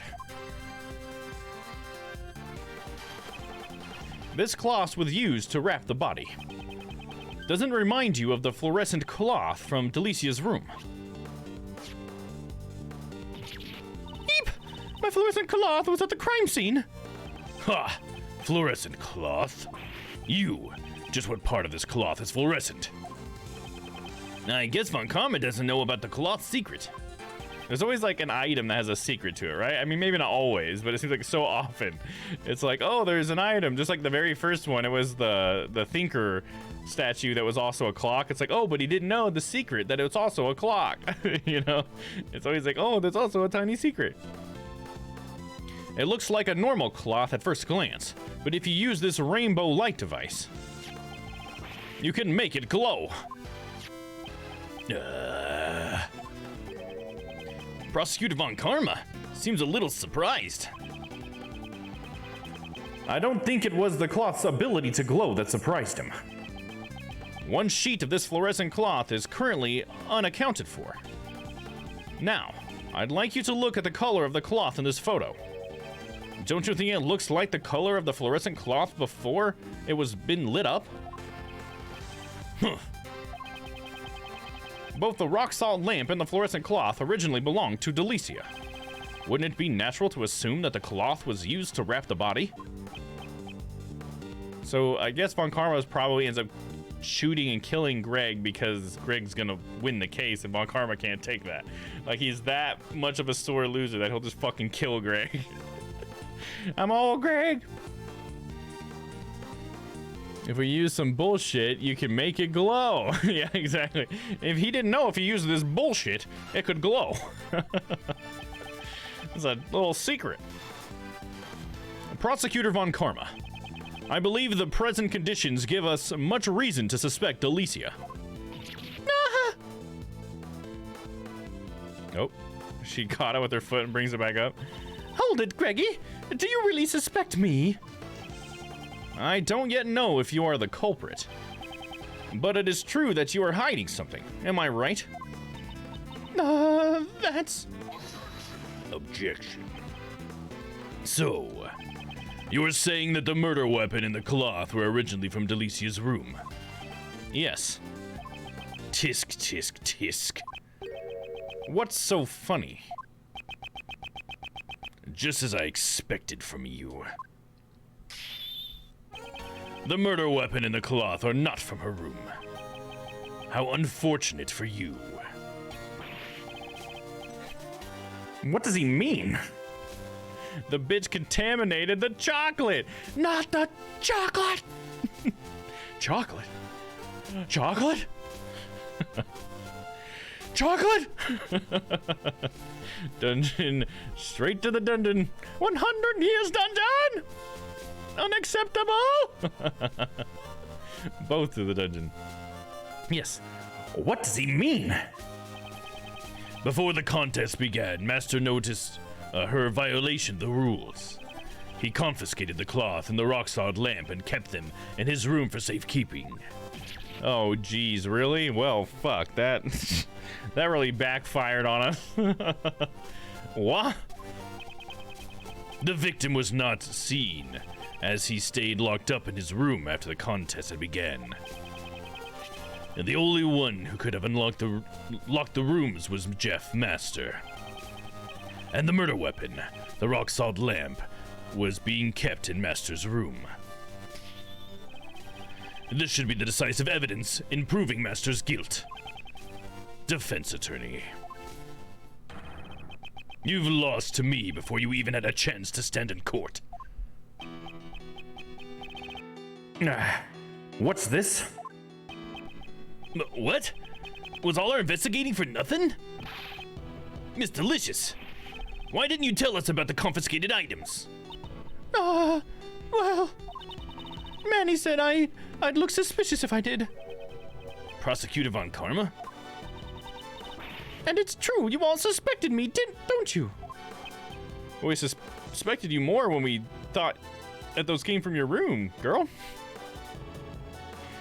If anyone touches anything with their feet, it's getting thrown away. Crispy's not a feet person. Von Karma on grounds for being a narc. Fuck yeah, dude. Dude, Von Karma is horrible, dude. You'll grow to know him as one of the worst, like, bad guys. And honestly, criminals. Because he's a criminal because he falsifies evidence, that bastard. We caught him for it in one of the earlier games. Tisk, tisk, tisk. How clumsy of you, defense attorney. Von Karma. So that's why he left us to investigate Delicia's room. And in your clumsiness, there's one more thing I need to inform you of. 2 sets of fingerprints were found on the murder weapon. 2? Yes. They belong to Jeff Master and Delicia Scones. No other fingerprints were found. Damn. After Master killed Dover with the confiscated rock salt lamp, he foolishly concealed the murder weapon bearing his own fingerprints in its owner's room. Tisk, tisk. I don't even need to prove my case in court. I have more than enough perfect evidence to prove Master's guilt. It's the first time he's called it perfect evidence, because I know that's his daughter had to get that from somewhere, because Francesco always says that. Hold it! I still have some doubts about the fluorescent cloth found in Mr. Master's room. Bah, irrelevant. After disposing of the body, he intended to return it to Delicia's room. I don't have enough information to refute Von Karma's reasoning. Tisk, tisk, tisk. Nothing left to say. If your job is done, leave this place. That's... I can't give up yet. Huh. We've wasted enough time as it is. Bad. Take them away. There are still some doubts left in our investigation. Detective Bad? What's the meaning of this? It's not my nature to leave any doubts behind.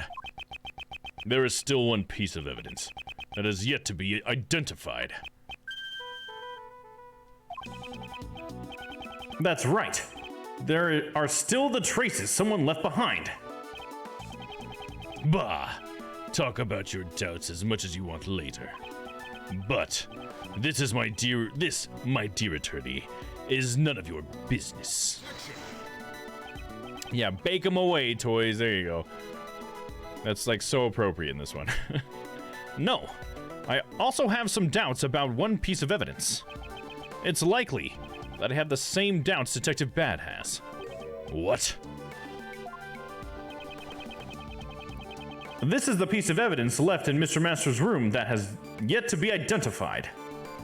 The piece of the crest, which I feel like we've already identified it. Actually, I assume it's this one, the signet crest, because we haven't talked about it. But I mean, I already saw that it was the same thing as one of the teapot, but that doesn't actually say anything about the murder.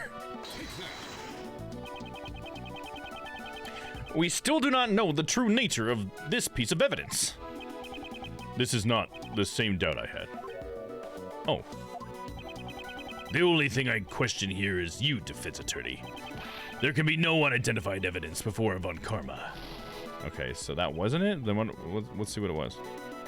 I took a stab and I was wrong.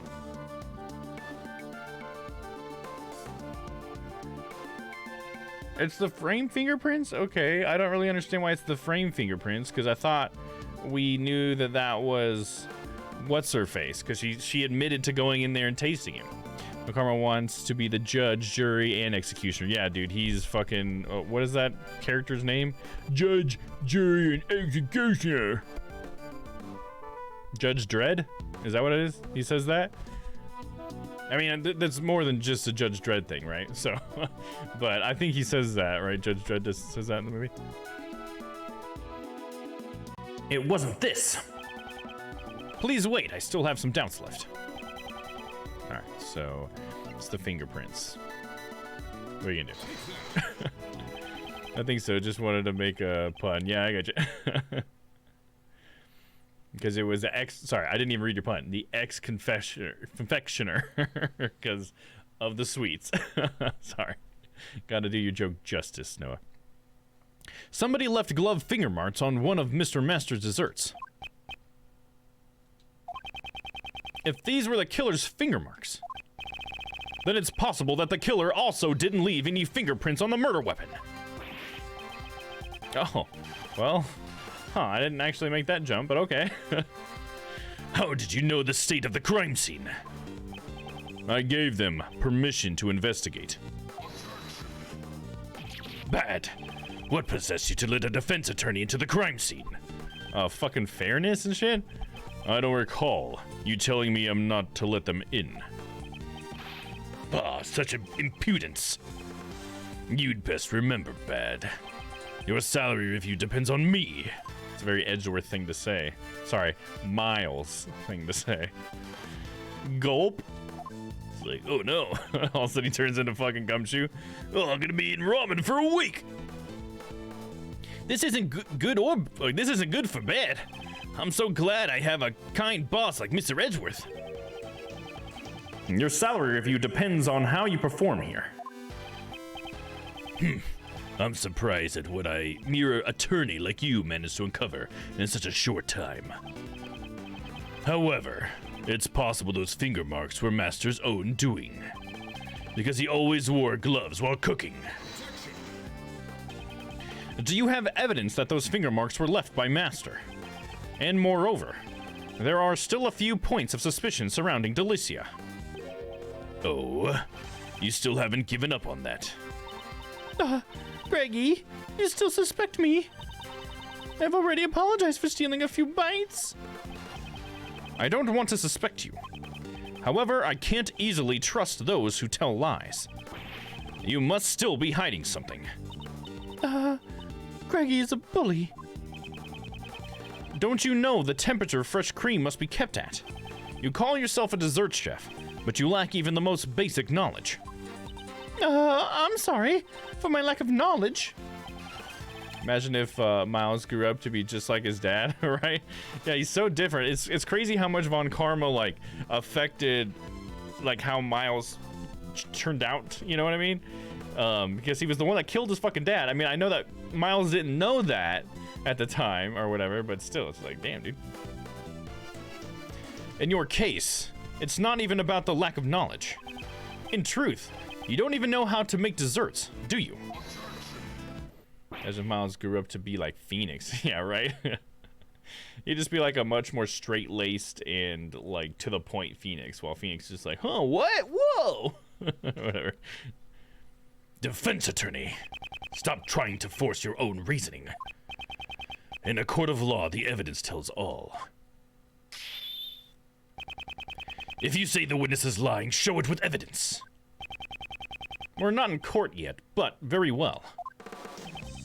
This evidence shows that Delicia can't make desserts. The fake desserts? I mean, if it's not fake desserts, I'll be pretty irritated by this one, dude. If that doesn't show she doesn't know how to make them, I don't know what does, dude. Phoenix is meant to be the goofy and lovable guy, right? Or is that Gummy? Well, I think that he's supposed to be like goofy in comparison to, I think there's like it's like a whole group of people, right? Because it's actually like a trio. So you have Edgeworth who's like the straight man almost, you know what I mean? Then you got Phoenix who's like in the middle, and then you have Gumshoe who's on the very goofy side, because they're all supposed to be foils of each other. So at any moment, one will make one look more like the other, like whatever we need them to be. So if you want Phoenix to look like a goof, you put him next to Edgeworth, and then he looks like a goof. But if you want Phoenix to look like the straight man, you put him next to Gumshoe, or Maya. And then all of a sudden, Phoenix is the adult here, and he's the one that knows what to do. You know what I mean? So I think it's sort of like a device used in that way to make, like, to use them as foils whenever we want to. Which a foil, if you don't know, is like a character that exists, like, in order to change the impression of another character or whatever. I doubt Edgeworth is the straight one. Right. Well, you're using a different definition for that word than I am. Phoenix gives me Vasta Stampede kind of character vibes. Yeah, I can see what you mean by that, because he can be serious, and he does know what he's doing, but he, like, his personality is such that he goes about it in sort of like a more childish or like goofy and carefree way. You know what I mean? Because in a lot of ways, I guess there's a lot of similar character between like Edgeworth and Phoenix, but they just have different personalities, because they both want the truth in the end, right? That's all they have ever wanted, but they just have different styles of going after it, right? Why do the guys have really long legs? Just wondering why is a lot of anime guys have female proportions. I think it's because it's beauty. I think that's what it goes to, is that it's just like the ratios are attractive. So there's like certain ratios to body parts and like your face where they call it the golden ratio or whatever, and I assume that's what they're going with. Like anytime you want like an animated character to look beautiful, you like simplify their face, right? And like feminine shapes are considered beautiful, so I think if you want a character to come off as beautiful to people, you just make them look more feminine as like a male. And then like women, it's basically the default beautiful, and then you give them more detail in their face and they become more ugly or whatever. You know what I mean? It's kind of interesting how that works, but that's my theory. That's why I've always thought that a lot of male characters tend to look really feminine in anime. I think it's just because they're supposed to be looked at as like attractive looking people, you know. JoJo went too far. Yeah, JoJo had its own thing, you know what I mean? It was a completely different art style. I think it was focusing on the muscles or whatever, you know. It was certainly a different way of depicting the human form, you know what I mean? I appreciate it though, like just in like like alone, I think you can appreciate it for just doing something different. You know, like so many animes were like stuck in the same kind of art style for a long time, but you had JoJo back in the day, because I think it started in like the 80s or whatever, and it had that big blocky art style, you know. And then even when he changes, when you go into like Diamond is Unbreakable and it changes the art style drastically, it's still like pretty unique. I mean, there's even animes now that like copy the art style. Like there are other animes that popped up on Netflix while JoJo was like really getting popular that look like exactly like JoJo, real thick lines in the drawings and stuff like that. And it's really more like later JoJo, I would say, even like Diamond is Unbreakable on or whatever. JoJo is perfection. We got a JoJo fan. There you go. I like JoJo. I didn't get past Diamond is Unbreakable, but I liked everything before Diamond is Unbreakable quite a bit. It was really good. He posted that Min in JoJo meme. Oh yeah, I think it was that Papa? Somebody posted that in the Discord. Yeah, I know what you're talking about. All right, let's present the fake desserts. The only things Delicia made were those that broke the rules. Wait, the only things Delicia made were those that broke the rules. It was just weirdly worded. Did I read that wrong? The lamp and cloth that broke the rules were being held in Master's room. There is no way the witness could have returned them to her room. Those were not the only fake desserts she made. What? Her desserts may look like something out of a fairy tale at first glance, but in reality, they were nothing but mannequins, decorated with cream. Apart from the cream, they were all fake. I didn't think to check that. This is not something one aiming to become the world's greatest pastry chef would do, and it's not something someone who believes themselves to be the world's greatest prosecutor would miss. That's what he should have said. Is this true, Bad? Yes, my shoes can attest to that. Will that be enough to convince Prosecutor Von Karma? Oh no, well. Once he sees what Delicia has done, he'll have no choice but to be convinced. Delicia, the fact that your actions could lead to you being a suspect is no laughing matter. I didn't murder! Isn't it time you told us the whole truth? Who are you? And why were you indulging yourself in another contestant's work? Nessie, I understand. I wonder if we're gonna like blast through this part, and like the first half of this is gonna be Greg, and then the second half is gonna be Miles or something, because it's a long case. So I wonder if that's how it'll go. It's not that I don't like it, just saying the feminine guys aren't hot in JoJo to me anyway. Right, I mean it's a different art style, so I could see why. Mock cream is disgusting. Mock cream is disgusting? I don't know what mock cream is. That's new to me. The truth is, I'm not really a dessert chef, like I led you to believe. I'm actually a pharmacist. A pharmacist? What? A pharmacist? What a completely different occupation. It's no wonder she couldn't hide this. It's no wonder he couldn't hide his surprise. So I guess that's sort of what he's like judging Ray for all the time, is that Ray constantly shows his emotions, and he's like, you shouldn't do that because it makes your job more difficult. I guess it sounds like I'm getting that vibe from Greg a little bit, because he always talks about like, you need to calm down. Raymond, you're being a little much right now. A little too turned. Turn it down. Mock cream is not real cream. Oh, so that's what you mean by mock. I get it. I think they use it so the baked goods can stay out longer, or they want to use them the next day. Huh. Interesting. I would have thought it was like fake cream. I remember that reminds me of this one time. We were at this Mexican restaurant, and they had fake ice cream sitting out, and we didn't know it was fake. Me and my brother are just like kids or whatever, and it looks like exactly like real fucking ice cream. And I remember we were like, how does it not melt? It's been sitting there this whole time. It hasn't melted at all. We're like, what the fuck? It looks exactly like ice cream, dude. Like that. Those are actual sprinkles and shit. And so my brother gets enough courage to go and like put his finger in it and try it. And it turns out it was just completely lard. It was just lard that was made to look like ice cream, like completely just shaped and everything. And so, you know, it was cold enough to keep lard from melting or whatever, I guess. But it was just like, I was so blown away by like, what, lard? That was so weird. Because it looked exactly like ice cream. It did look delicious, but holy shit. I'm glad he did that. Fuck that, a whole like fucking finger full of lard. Fuck that, dude.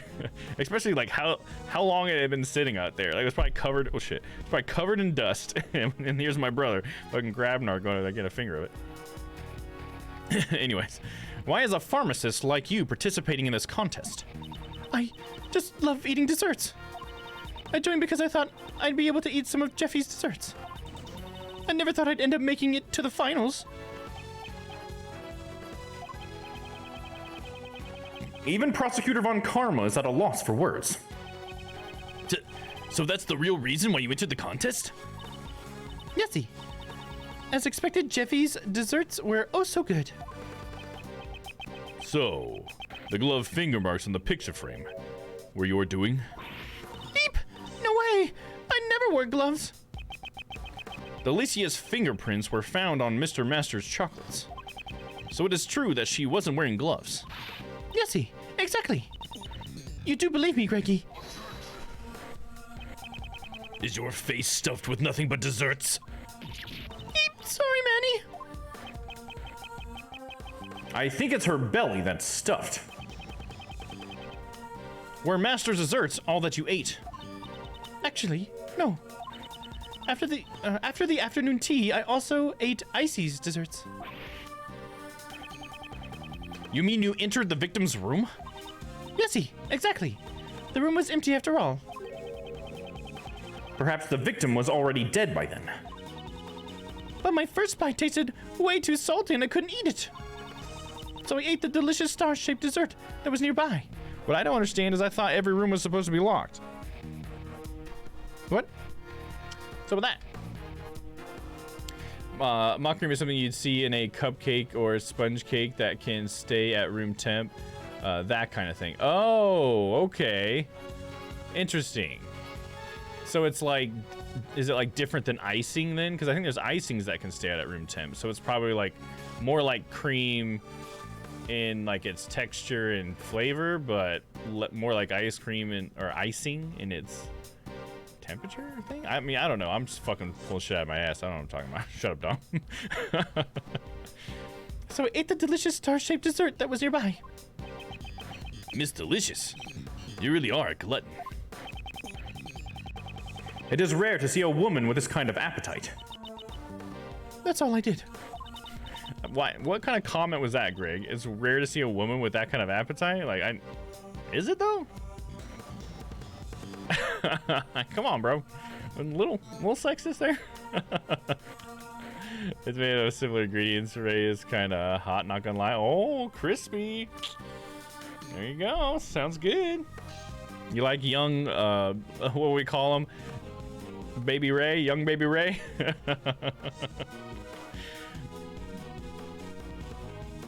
Yeah, you should see how much I can, see how much I can eat. Yeah, there you go, see? Greggy, Manny, everyone, I'm sorry I caused you trouble. Now that you've told us the truth, everything's fine. There's no need to apologize. This does not mean that your testimony is trustworthy. I'll be investigating the victim's room after this. Only then I'll decide if your testimony is true. Prosecutor Von Karma, I'd like to go as well. I also need to ascertain whether my reasoning up until now has been correct. Humph. I'll let you follow, but I have no intention of letting you investigate. That's enough for me. That will have to do. December 24th at 9 o'clock p.m. Contest venue, Dover's room. I think this is where we're ending tonight. I think this is how... See, I thought it was going to be another to be continued, but apparently not.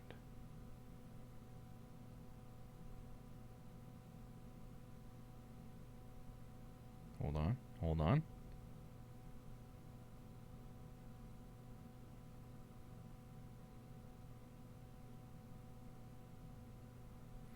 Let's see what happens here. We gotta go a little bit farther. I want to see one last thing. Did I say Ray? I meant cosplay Domm Ray, of course. Oh, ooh. We'll throw a couple hearts up there. Hmm? Am I dreamy in my Uncle Ray costume? Thank you, Crispy. December 24th, 9 p.m. Contest venue, Dover's room. This. What is the meaning of this? Oh, it's the intense music. Oh no, what happened? Everything is gone. She ate everything. Damn you, Delicia! It's the hat. Oh, hell yeah. This hat is probably my favorite hat of all my cosplays. And the shiny tie catches my eye. There you go. And the fact that it's getting cut out by the green screen, is that kind of sexy? Hmm? You like that? You like that? Everybody at the wedding, I wore this at the wedding, just this part, not this part. And the consensus I got from most of my family was that I look like Scooby-Doo, is what they would say. Because I have the brown and the blue, I guess, is like Scooby-Doo's colors, right? So I was like, okay, I get it. I think I see it. You know, I still associate it with Ray, but I get the Scooby-Doo colors out of it for sure. The desserts adorning the victim's room have disappeared without a trace. Was this the true killer's doing? A body that was hidden inside a dessert, and a murder weapon that was moved. Further investigation would be required to arrive at the truth of this case. And we'll have to do that next time. To be continued. There it is. That's what we're looking for. Nice. Ruby Ruby Roo? Yeah, exactly. The very same, Noah. The very same.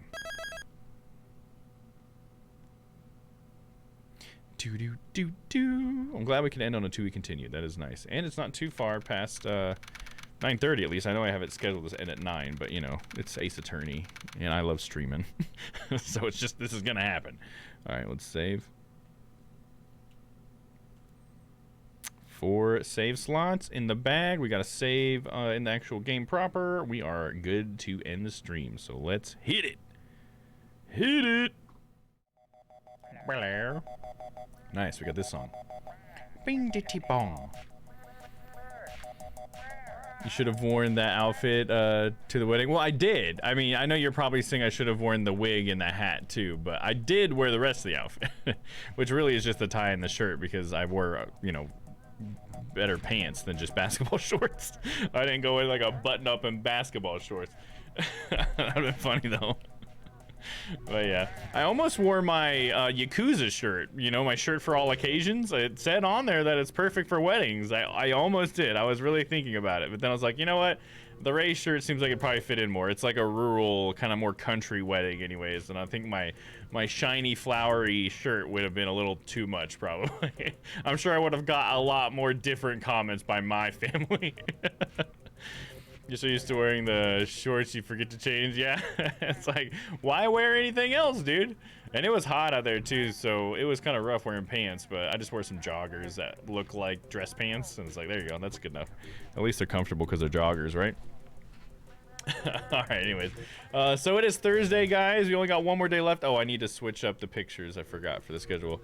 But for the schedule tomorrow, we will be continuing on with some Yakuza Kiwami 2. So look forward to that. I know I do. And then over the weekend, we will have a Strange Planet Sunday. And I believe for that, we will have myself, Panda Alvy, and Papa Wolf. We will all be joining up on my channel. And we will be playing some Outriders. So it's basically like a repeat of last week. If you guys were here last week, we're doing the exact same thing. So hopefully you guys will tune in and have a good time. And we'll have Noah back next week, I believe. Noah, if you want to confirm. But that's exciting. We've been missing him. He's been all the way out there in paradise. All right, let me see. Now it's time to pick somebody to raid. I know Papa's streaming, so he's always going to be a great raiding candidate, but let's check out who else is out there for some honorable mentions.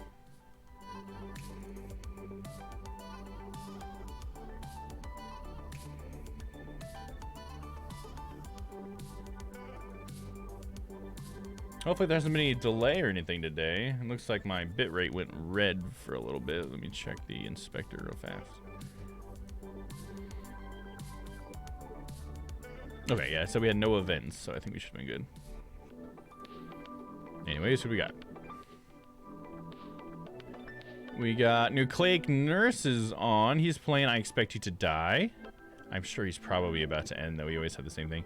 Ka's playing some Slime Rancher. That's a fun game. We raided into her as she was raiding out yesterday. That was kind of funny. Papa's playing some Disco Elysium. We're probably going to jump in there with him. But we also got Maverick Comic. He's playing some more Dark Cloud 2. If you guys are interested in checking that out, I recommend hanging out with him. And we got Kim Inoki. She's playing some Doom tonight. But I think we're going to jump over into Papa Wolf's stream Disco Elysium for some cosplay Thursdays. So let's freaking do it, shall we? And I'm going to use my slick little raid tool here. Let's just hold on to Papa's name, and it should just boop. There it goes. Oh yeah, I got this cool tool, guys, as well for my stream deck. Me and Aaron found them, where I can get all of the time zones. So I'm trying to get all your guys' time zones for all you regulars. So I can see right now in Noah's time it should be 7:42. So there you go. For Aaron it's 3:42 in the morning for Aaron. So there you go. I need to get Crispy. I need to get your time zone on here. We got to figure that out. Right on the money. Hell yeah, baby. And I got it. It's funny is like it's a little button that says 7:42 and it just says Noah above it. So it's like in Noah time. And I have one that says Stella and one that says UK and then the local one. And then I need one that says Crispy on it. And then we'll have to figure out if I need anybody else. So there you go. It's pretty cool. Pretty handy stuff. All right, guys. Anyways, we don't have to bore you with that. Thank you for hanging out with me tonight. I appreciate you guys being here. Hopefully you guys had a good time. Getting to know Gregory Edgeworth, I had a great time. He's such a cool character. Crispy time. Yeah, exactly. Yeah, so, you know, until I see you guys next time, stay happy, stay healthy, because I love you all. Enjoy a little more bird song while we go to say hi to Papa, all right? Guys, have a good night. Pog, what's up, Matt? Hell yeah, glad to see that you're still here, my friend. All right, right now. See you guys. Bye-bye.